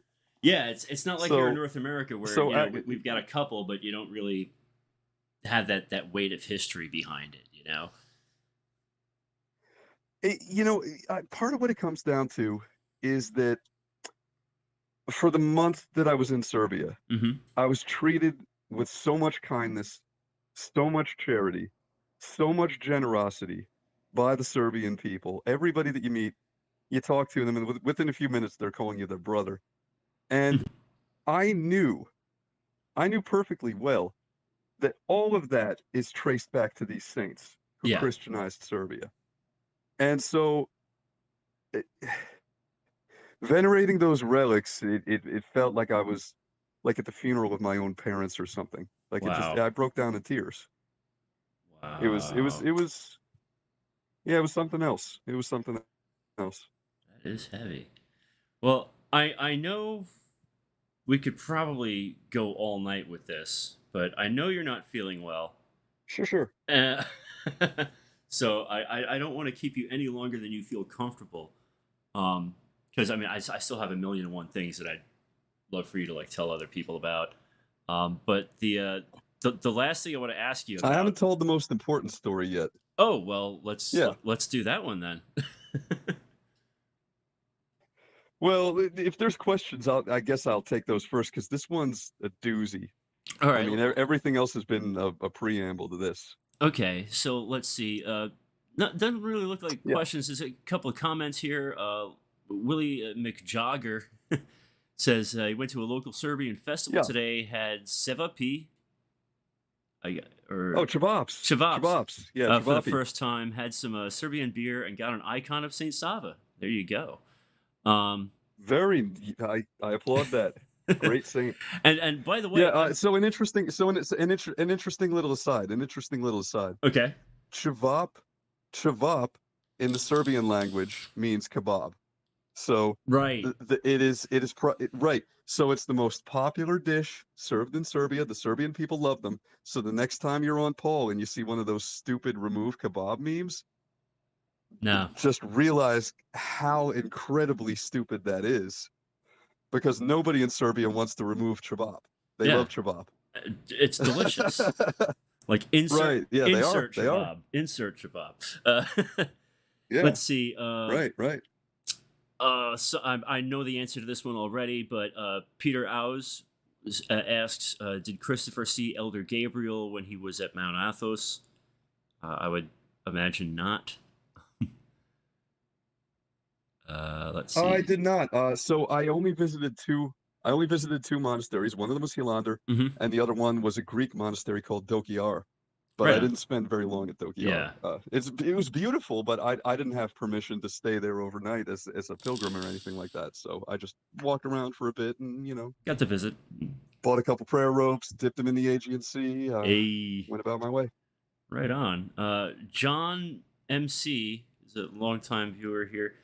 Posted a bunch of stuff in Cyrillic that I can't seem to translate at the moment. Today is, I'd be able to read it, but I can't see it. Exactly. Today is salvation comments. Serbia is too intense for the demons to carry over the wires. That is why there's an audio issue. Well, he's not in Serbia, my dude, but he's kind of got Serbia with him. Yeah. So I'm in Iowa, and this is a flyover state with a lot of farmland and a lot of corn and soybean fields, and you just can't buy enough cell towers. Yeah. To adequately, yeah. We have a problem with that. He also we're isolated. John MC also comments, the Turks were infuriated that Muslims visited his shrine where his incorrupt relics were, and Saint Sava worked miracles for them and healed them, and that's why so a bunch of Muslims converted, and that's probably why they burnt his relics. Let's see. And Aaron finally. That's probably why they burned the relics. Yeah. I'm not surprised. Oh yeah. I mean, it makes sense. And Aaron says, "Haven't seen." Yeah, and I want to. Sure. Just, if I could say one thing. Sure. If I learned one lesson from my time in the Balkans, it's that Muslims are not our enemies. Like when we hear about the Ottoman yoke in the lives of the saints, that's a political empire. Okay, so analogous to the political empire of the United States that murders, tortures, and kidnaps people around the world. So yeah, the fact that they're Muslim is right. The fact that they're Muslim is incidental. This isn't Islam. This is Ottoman. yeah. It's the culture, not the religion. So right. Okay, so it's politics. Yeah. It's politics. So that does it on questions and comments out of the peanut gallery. So you said you were saving the big one for last. Saving the big one for last. Yeah, yeah, because I made a promise to God that I would tell this story, even though it's gonna invite some derision, and Eh, a lot of people aren't gonna believe it. So whatever. That's their problem. yeah, yeah, I'm that's that. Yeah, exactly. That's how I feel. Like you could choose to believe this story, or you could choose not to, but it's the truth. Um, so I went to Kosovo, like we touched upon, Hmm. and Kosovo is you know the reason I had to go there is there's so much emphasis on how Kosovo is holy ground among the Serbs, and I'm Hmm. like, this has to come from more than just from just the Serbian political national identity that goes back to the Battle of Kosovo, because that's one of the reasons why that place is so important to them. Like, they didn't care when they lost Macedonia, but they're dying to get Kosovo back. And I had to go and find out why this place is so special. And like the minute I crossed over the border, I knew that it was different than any other place in the Balkans because the border police gave me this sheet of stickers, just plain white stickers, and said, "Here, cover your license plates with these." Wow. Because my Belgrade, yeah, because my Belgrade rental car had it's got a Serbian flag on it, and the idea is that like the local Albanians will vandalize your car if they can see that you're from Serbia. Well, Ah. I actually didn't have any trouble. Like, right. Well, I actually didn't have any trouble from the Albanians. I did get into some shenanigans over in Sarajevo, but that's neither here nor there. We could get to that another time. I'm going to tell the important story. Okay. But anyway, so the first place I go in Kosovo is Gračanica, and Gračanica is a very important Serbian Orthodox monastery. In fact, we have a copy of it in Chicago in the United States called Nova Gračanica, Huh. and that's the Serbian Orthodox seminary in the United States. They print a lot of books, which you probably have. The Synaxarian comes from Hmm. Gračanica. Um, so anyway, I go to Gračanica, and of all the Serbian monasteries that I had visited so far, this is the first one that has barbed wire around the outer wall. Wow. And yeah, wow, Um. yep, yep. And so, mhm, Go ahead. I'm just yeah, reacting. was there a question or? No, no. I just Okay. the barbed wire took me by surprise. Yeah, oh yeah. Well, it took me by surprise. Like you're at a medieval monastery, the top is covered with barbed wire. So I go in there, and I was blessed enough to attend a liturgy that was served by none other than Vladika Theodosia himself. I got to speak with him for a while. He's like an incredible man, and uh, and I was talking to this gentleman who's like sort of like a curator of the monastery. Like he talks to because there's a lot of like if American tourists are going to encounter Serbian Orthodoxy, that's where it's going to happen because Kosovo has a connection with the United States. Obviously, like you know that because of us and the NATO bombings, that's why the Albanians were able to take that territory away from Yeah. Serbia. Hmm. And so you're right. And so when you go to Kosovo and you're driving around, you see Albanian flags everywhere, and you also see American flags Really. everywhere. Huh. Tons of American flags, Raph, all over, all over. And in fact, pardon me, there's a the second largest foreign U.S. military base in the world is in Kosovo. It's called Camp Bondsteel, and international press refers to it as the Little Guantanamo. You know, secret Ooh. tortures and detentions occur there. They also process the raw opium that came from Afghanistan. So there's the other side of that story. If you guys remember, right? So like if you guys remember, like Marines guarding poppy fields in Afghanistan during the occupation there, you're wondering, hey, what happened to all that opium? Well, now you know. It went to Bondsteel, and then it's processed into heroin and distributed throughout Western Europe and the rest of the world. So anyway, returning to my story. Um, so I'm talking to this curator, and I'm like, how bad is it really for Serbs living here in Kosovo? Do they mess with the monastery? Do the Albanians mess with the monastery?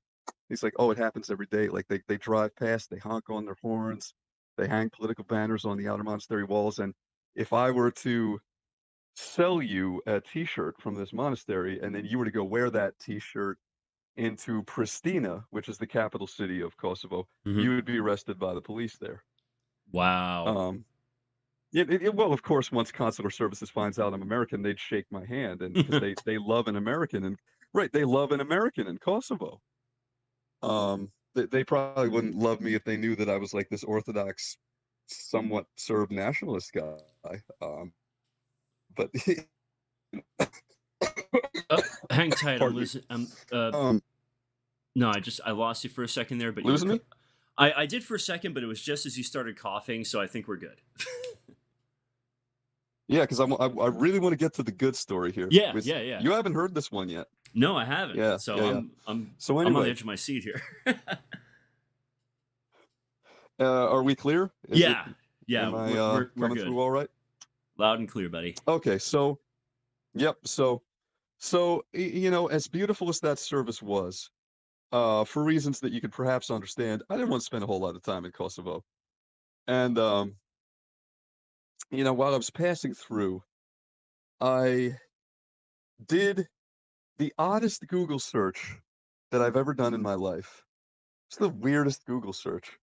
And you could probably replicate these search terms and come up with the same thing. I did a search, holiest place in Kosovo. Holiest place in Kosovo. And the result that I got, top result, was the monastery of Holy Archangels in Prizren, Kosovo.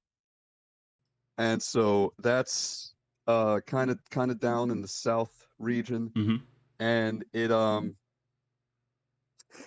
was built, I want to say the 14th century by Emperor Stefan Dusan. At the time, it was the largest uh, monastery in Serbia or the world, if I'm not mistaken.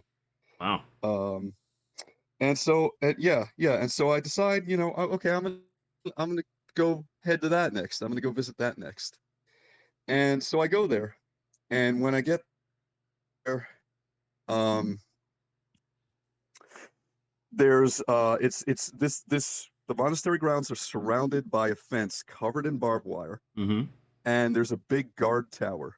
Yep, and there's a big guard tower, and there's some bunkers and stuff like that.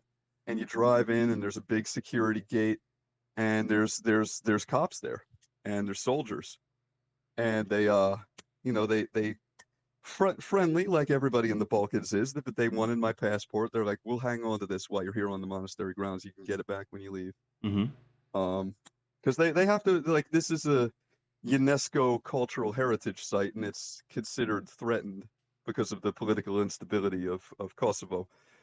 And um and so I'm in there, and you got to understand, I'm an American that doesn't know anything about the history of this monastery. I don't speak Serbian, except for a few words here and there, and I don't know the history of it, anything like that. So I'm going in completely cold, right? Right. And there's no other way to put this than I wasn't terribly impressed by the monastery, because here at this point I had been to all these, you know, beautiful, thriving monasteries, large or neatly decorated. And you get to the monastery of Holy Archangels in Prizren, and it's just it's a ruin. It's like there's just a few stones standing left. And Mm. the reason why is this doesn't see, your mind is probably going to the war in the 1990s, but no, it was destroyed by the Ottomans. It was destroyed a long time ago. Wow. And so yeah, yeah, yeah. Well, but the good, you know, the story's still coming here. So, you know, so there's no other way to put it that I just didn't show the monastery the respect it deserved. Like in every other important historical Serbian monastery that I visited, I kind of followed this personal rule that nobody put on me, but I just put it on myself. Like, I'm not going to take pictures here. Like, yeah, sure.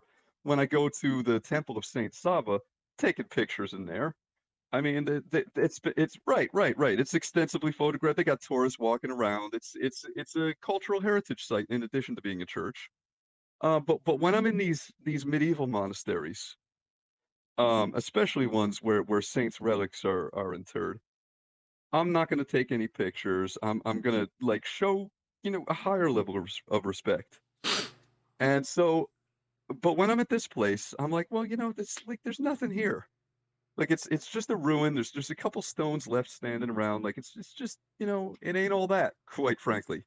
Okay. So right, so I'm taking pictures, taking the selfies, doing all that. And I, there's only one guy, there's no monks there at the time. Mm-hmm. There's one curator, and he, there's a little separate building where it's like he tells you about the history of the monastery. He tells you all this stuff. He like gave me a couple shots of rakia. He's like gave me some Turkish coffee, like they drink over there. We're talking about life in America and all this. Every Serb I met is curious about what America's like. I'm like, Mm-hmm. yeah, it sucks. Um, yeah, I mean, it oh yeah, yeah, does. yeah. I It every does. every single one of them. Well, every single one of them that was like, "Oh, it's my dream to move to America." I was like, "Well, go back in time to when we had a functional economy and you still had some civil rights left. Like, don't go there now. Yeah. You're where you belong. Like, stay put. You won the lottery." So anyway, I had noticed when I was coming into the monastery Mm-hmm. that up on this mountain, right next to the monastery, there's this ruined structure, and I didn't know what it was. And so I take this guy outside and I point at it, and he's like, "Oh yeah, that's the upper monastery." And I said, "Well, can you get up there? Is there a way to get up there?" And he's like, "Yeah, there's a hiking trail that goes up the mountain. It's a pretty steep climb. Not everybody can do it, but yeah, you can go up there." And I said, "Well, am I allowed to? Do I need some kind of special permission?" He's like, "Yeah, no, you can do it. You can do whatever you want." Huh. And and I said to him, "Well, have you ever been up there?" And he's like, "Oh, I've never been up there. I've never been up there, Huh. but you can go."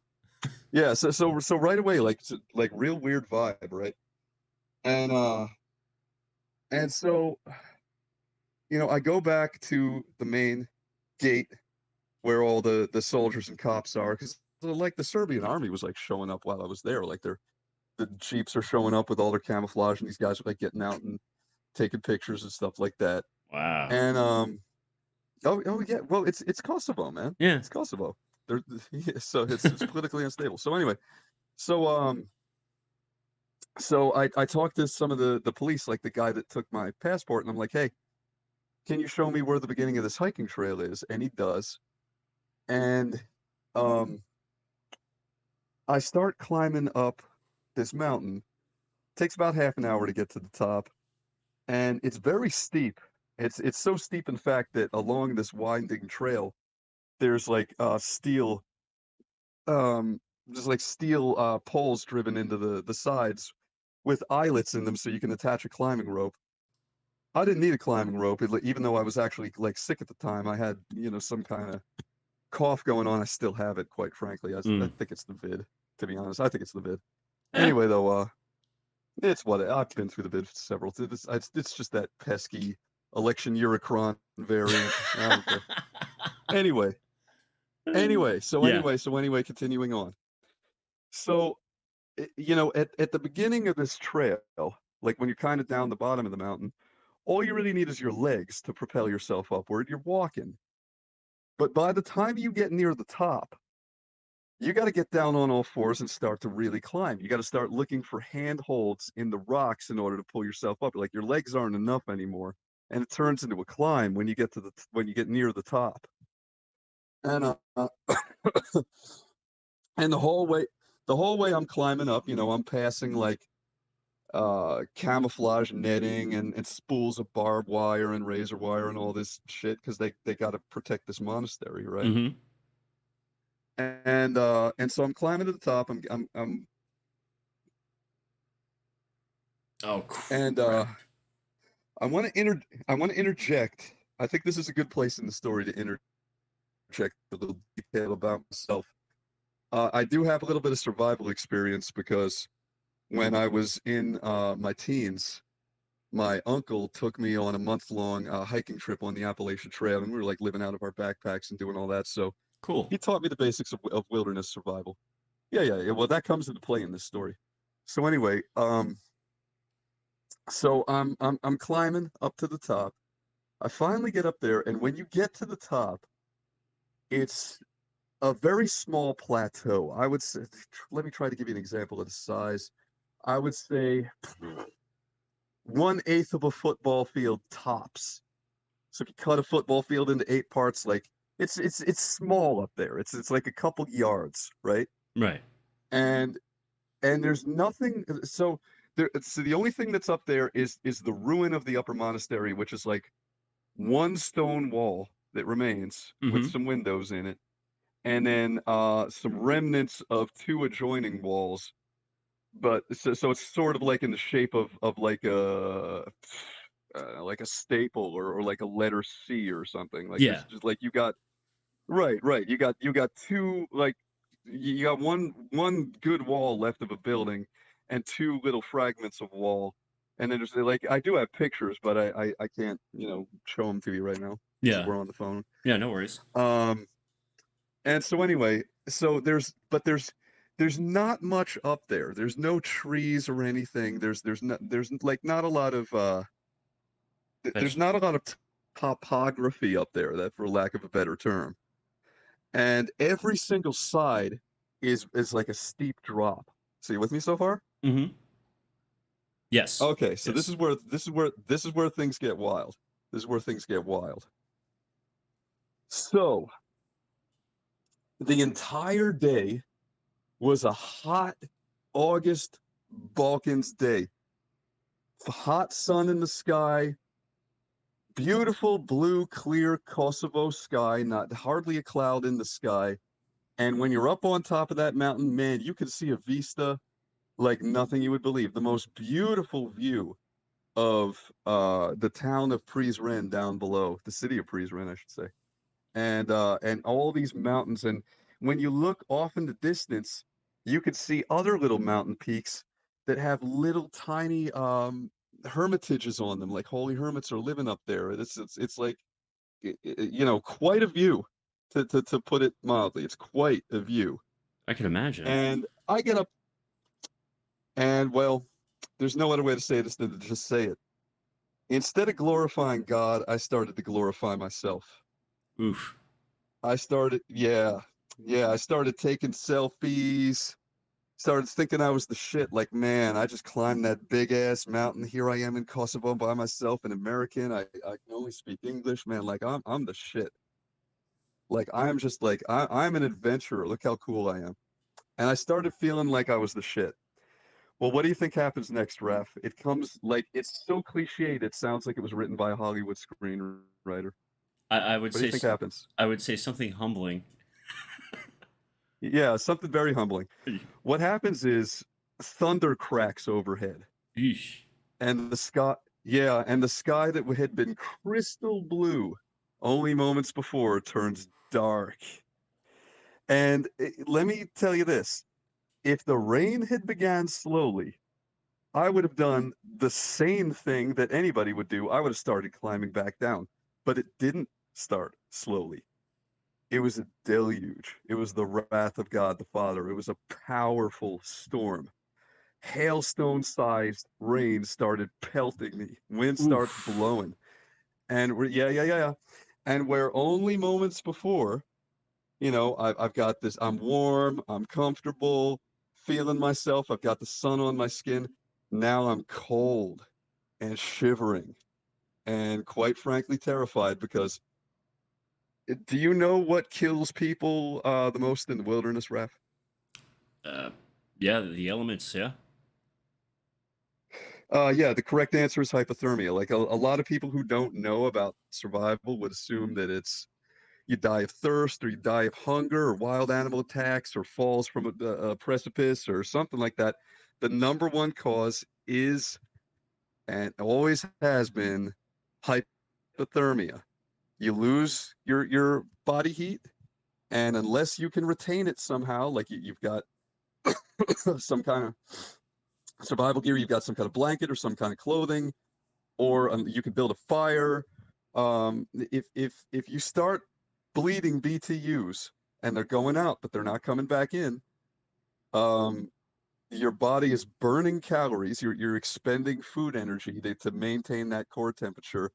And once you run out of those, you start getting sleepy and you die. And so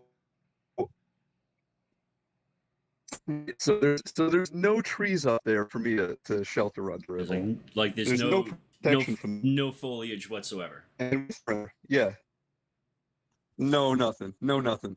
And so what I'm wearing is I'm wearing a cotton tank top and a pair of cotton shorts. And in the survival community, we have a saying, cotton kills. Yeah. Because when cotton gets wet, when cotton gets wet, you might as well be naked. You might as well be wearing nothing at all. See, wool, on the other hand, it gets wet and it still it has 80% of its ability to retain heat. And I actually had a wool survival blanket of all things in my car down below. I could actually look down and see it, but I couldn't get to it. Because as soon as this rain started pelting, there were like rivulets of water forming on the sides of the mountain, flowing off, and it actually started some small avalanches. Like I hear like rocks and boulders falling down the side of the mountain. You know, to put it simply, if I had tried to climb back down, I would have died. I would have fallen and slipped off, and the rocks are very sharp. Mm. So climbing back down was not an option. And so the only thing I could do was get in the corner of this one wall. Like I told you, there's one wall left and there's two remnants of walls. Yeah. And I just huddled in the corner. Yeah, I huddled in the corner and I got into the fetal position, which is like the smartest move. It's the only play in the playbook, right? I just brought my thighs up to my chest, wrapped my arms around my legs, and tried to consolidate as much body heat as I can, so I'm not sweating out BTUs way too fast.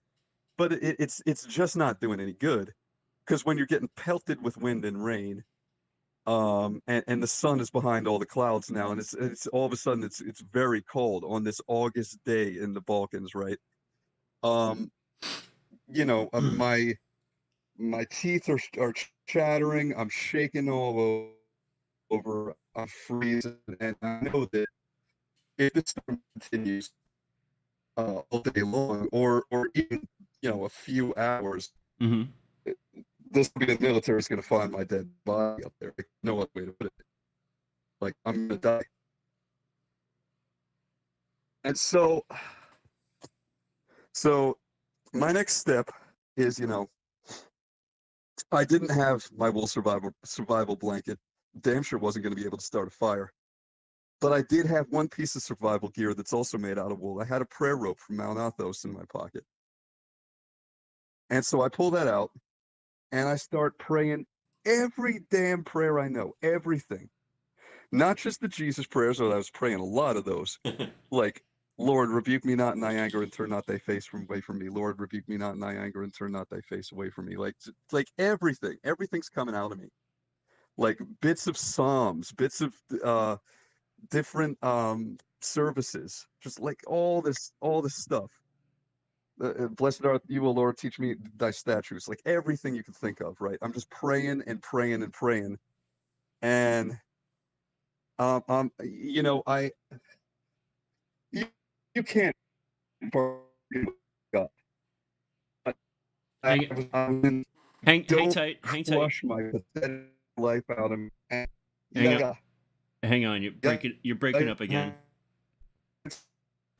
Breaking up again. Uh-oh. It's I okay. can't do anything about that.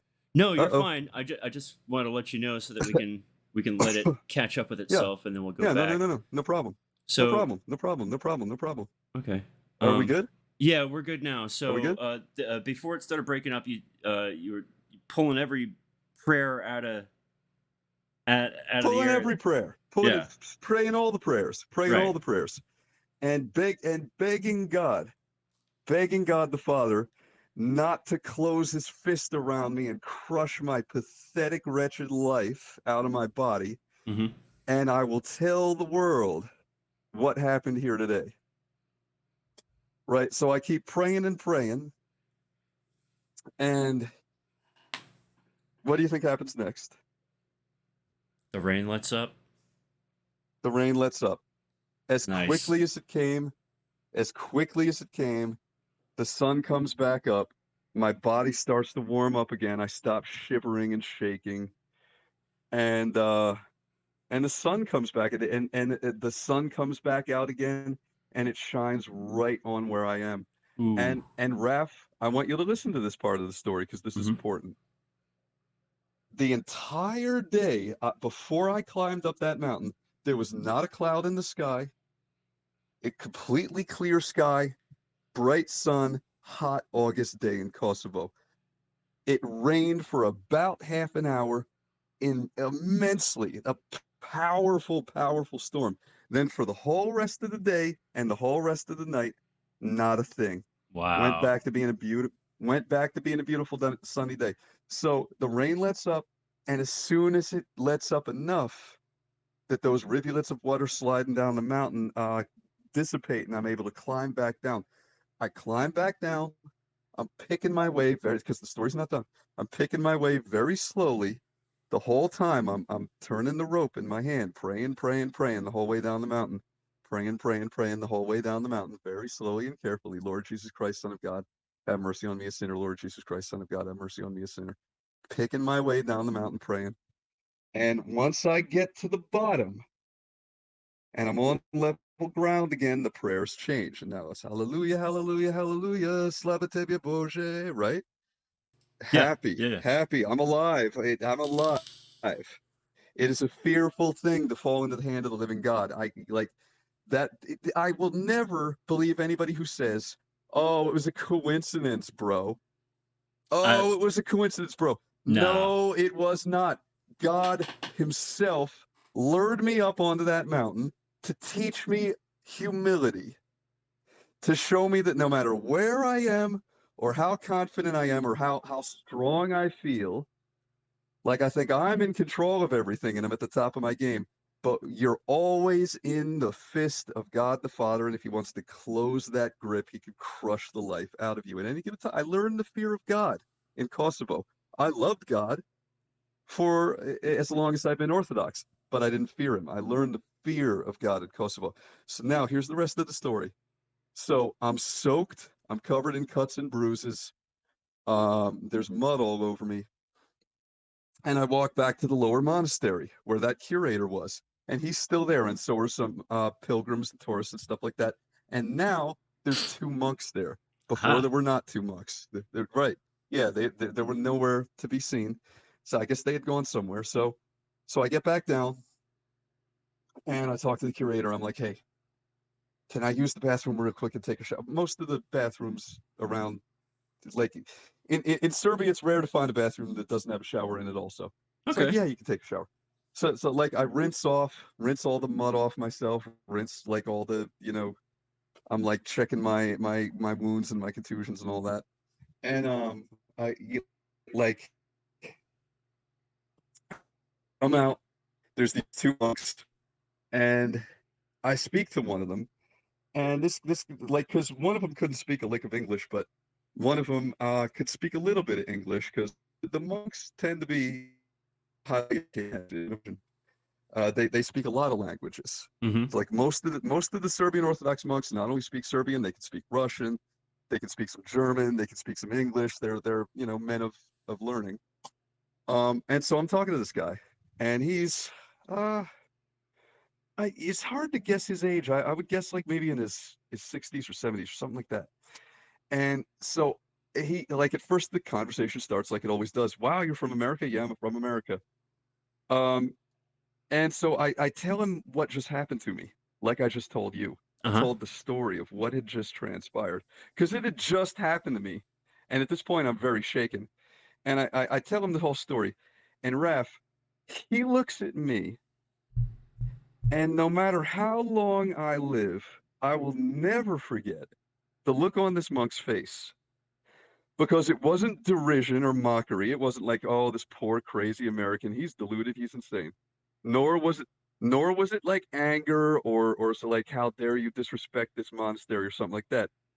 He looked at me and he got this like sardonic smile in his eyes. It didn't touch his mouth, but his eyes smiled, and he just nods his head up and down because he knew the holiness of that place.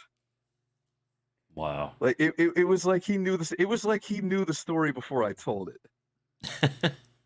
And yeah, and so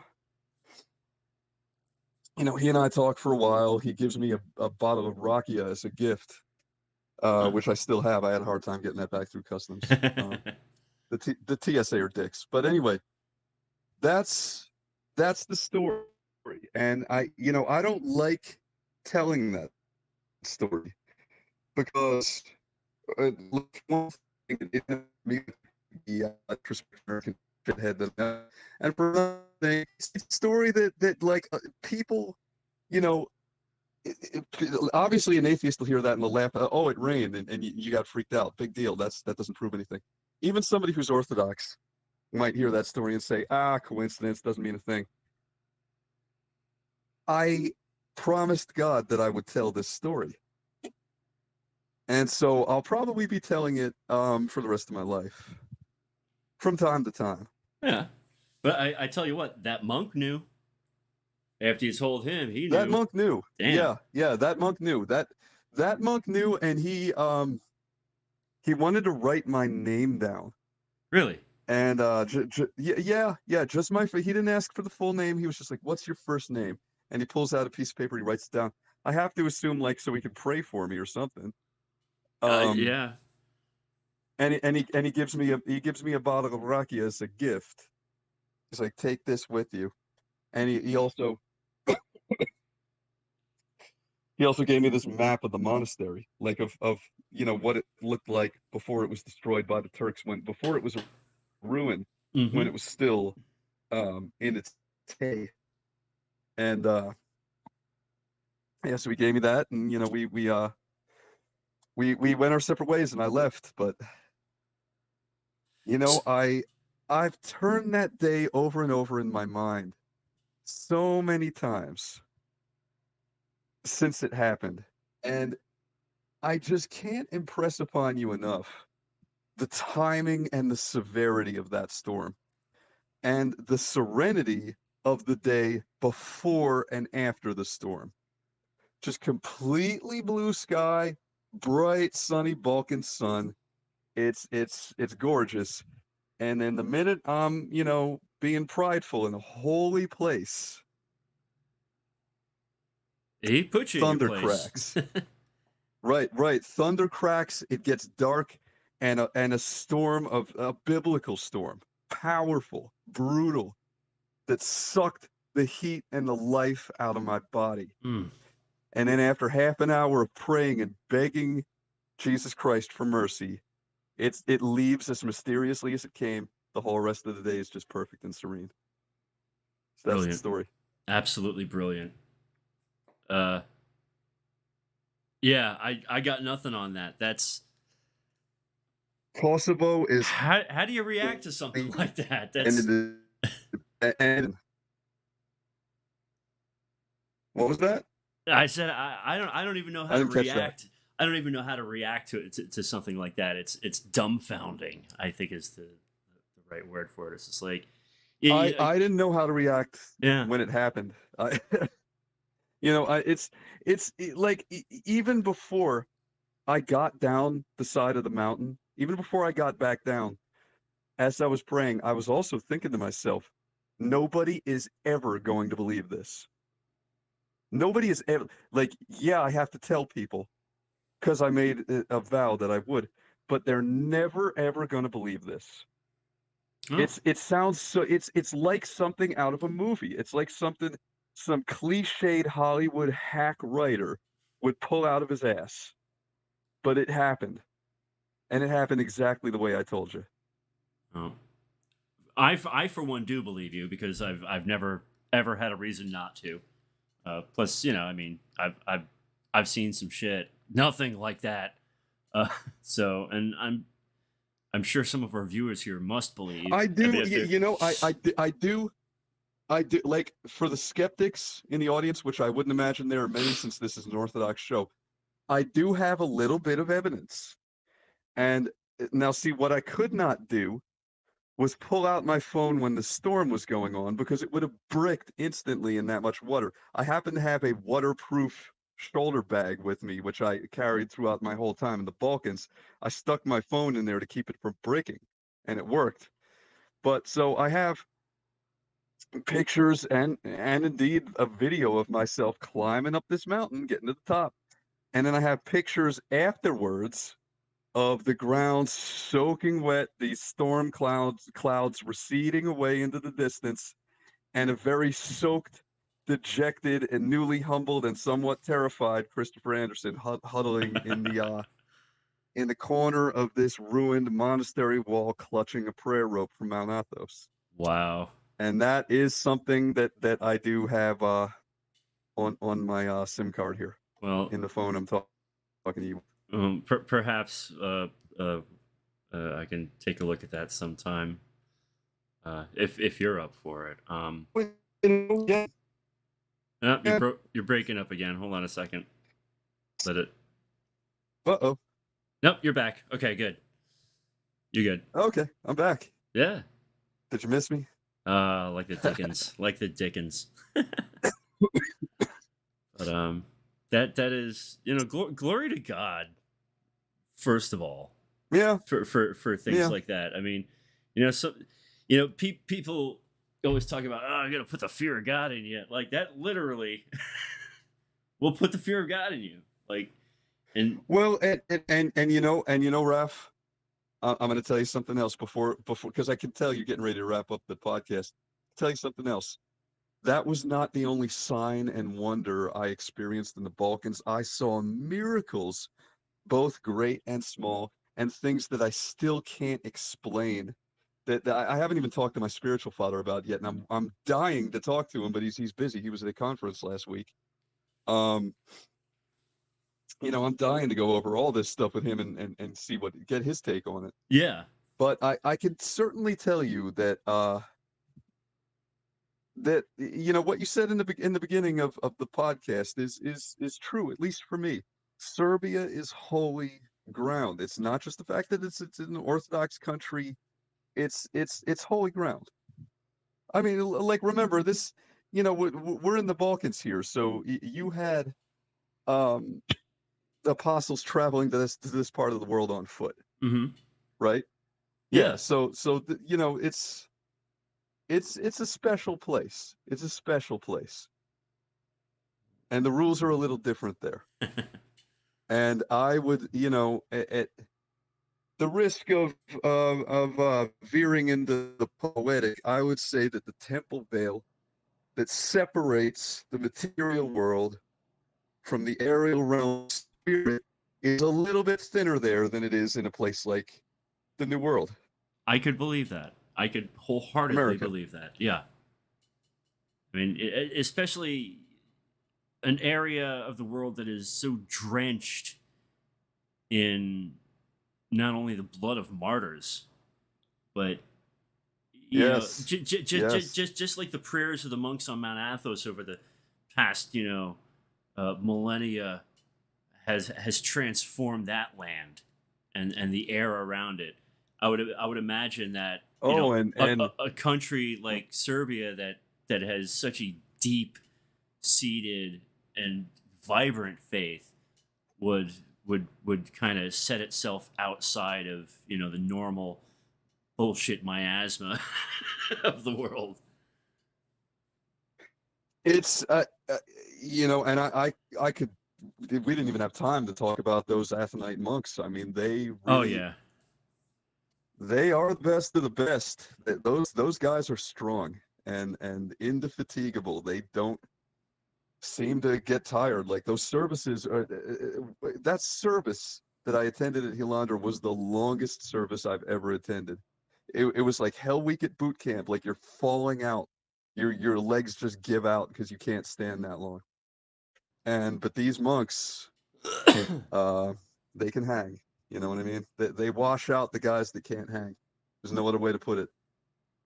Well, I mean, it's like a spiritual boot camp. I mean, Very like it was the most pious environment I've ever been in. I've been in monasteries before, on Mount Athos, there's just no other way to put it. They absolutely, positively do not mess around. They don't tolerate the slightest impiety, the slightest disrespect. You break any kind of rule, they're going to be like shark attacking you. Hmm. And Nice. and man, I love them for it. I love them to death for it. God bless those monks. Hell yeah. Well, yeah, we're gonna have to do another one of these days if you're up for it, so we can delve more into your experiences there. And not only that, I wanted to talk a little bit more about like some of the cultural things. But it's already Sure, been sure, yeah, we can. it's already been over 2 hours, and I do have liturgy in the morning. Um, Oh so yeah, yeah. I mean, so do I, but I mean, fortunately, I'll be going to liturgy with the Greeks tomorrow because we our Serbian Orthodox in another district, so uh they start their liturgy a little bit later. Greek time is not just a meme; it's absolutely a thing. They were oh, the slowest absolutely. drivers in the Balkans, I swear. We'll get there when we get there. We'll get yeah, that's right. It's hot, guys. Well, don't rush me. Right on. Well, Chris, thanks so much for setting aside some time to talk and kind of go on about this because I Thank you. Thank you very it's much for graciously inviting us as a guest. Thank you for your prayers for my stepdad and my mom, and you look very dashing in that shakacha that I gave you. I like that you're wearing that so Thank you. much. Yeah, I wear it every day now. It just it feels It right. It suits you, feels man. comfortable. It goes, and when you wear one of those with the beard, Uh-huh. that's the full Chetnik look. Oh Like a yeah. beard and a chakacha equals Chetnik. That is so you would get big props in Serbia. Oh yeah. And I'm almost tall enough to be the average height. I'm 6'2", so I might actually level up to a few people. uh, all right. Well, Yeah, you might. You might. You've got a few inches on me, that's for sure. yeah, but I'm just six even. I'm like oh I yeah. said, I'm a manlet. I'm six even. That's manlet status. Oh, there's this dude at church who's like 6'8", and I'm like, where did they grow you, man? But anyway, thank you again, and I tell you, and maybe I'm just blowing sunshine, but just for the viewers, I will mention that Chris and I have been talking since about his first week in there, and talking every day, and he's always been relaying just everything that's going on, that was going on there, and it was such a joy to hear about, and I can't get enough of it. So I hopefully maybe next time I can have it set up where I can get those photos up on screen for people, and we can talk a little, especially because I want to get That more. that would I, be I great. I yeah, I definitely want to get more into that graffiti that you photographed because it's Yeah. just being a fan Oh, of art. best graffiti in the world. I mean, Oh yeah, Serbian culture, that's a whole other conversation. But let me just say one last thing before you wrap it up, and that's sure, this. sure. Anyone listening to this podcast who's Orthodox, make the pilgrimage to the Holy Mountain. Go to the Sveta Gora. It's worth it. It's beautiful. You will not regret going to Athos. All right, heck to the yeah, and I'm already well. You already know, but I'm in the process of making that happen myself. So let's I think every Orthodox Christian should go at least once. given I the do. yeah, given the opportunity, absolutely. And in today's day and age, there's really no reason not to make the trip. I mean, So alrighty, all right, I'm gonna end the stream now. Thanks everyone for tuning in. My apologies for leaning over for a part of it because Spooky Cat was just kind of snoozing by my foot and I couldn't help myself. Um, but as always, keep me in your prayers, keep Chris in your prayers, keep his parents in your prayers, as well as the readers at church that are suffering from cancer. And we'll be back in the upcoming week with more readings from the Evergentinos, and we will schedule something more with Chris in the future and talk more about his experiences there. And that's it. All right, I'm gonna do what I keep saying to do, and say goodnight to you on behalf of Spooky Cat and myself. Don't forget to go to church, say your prayers, and remember God. God bless you all, and thanks for hanging out.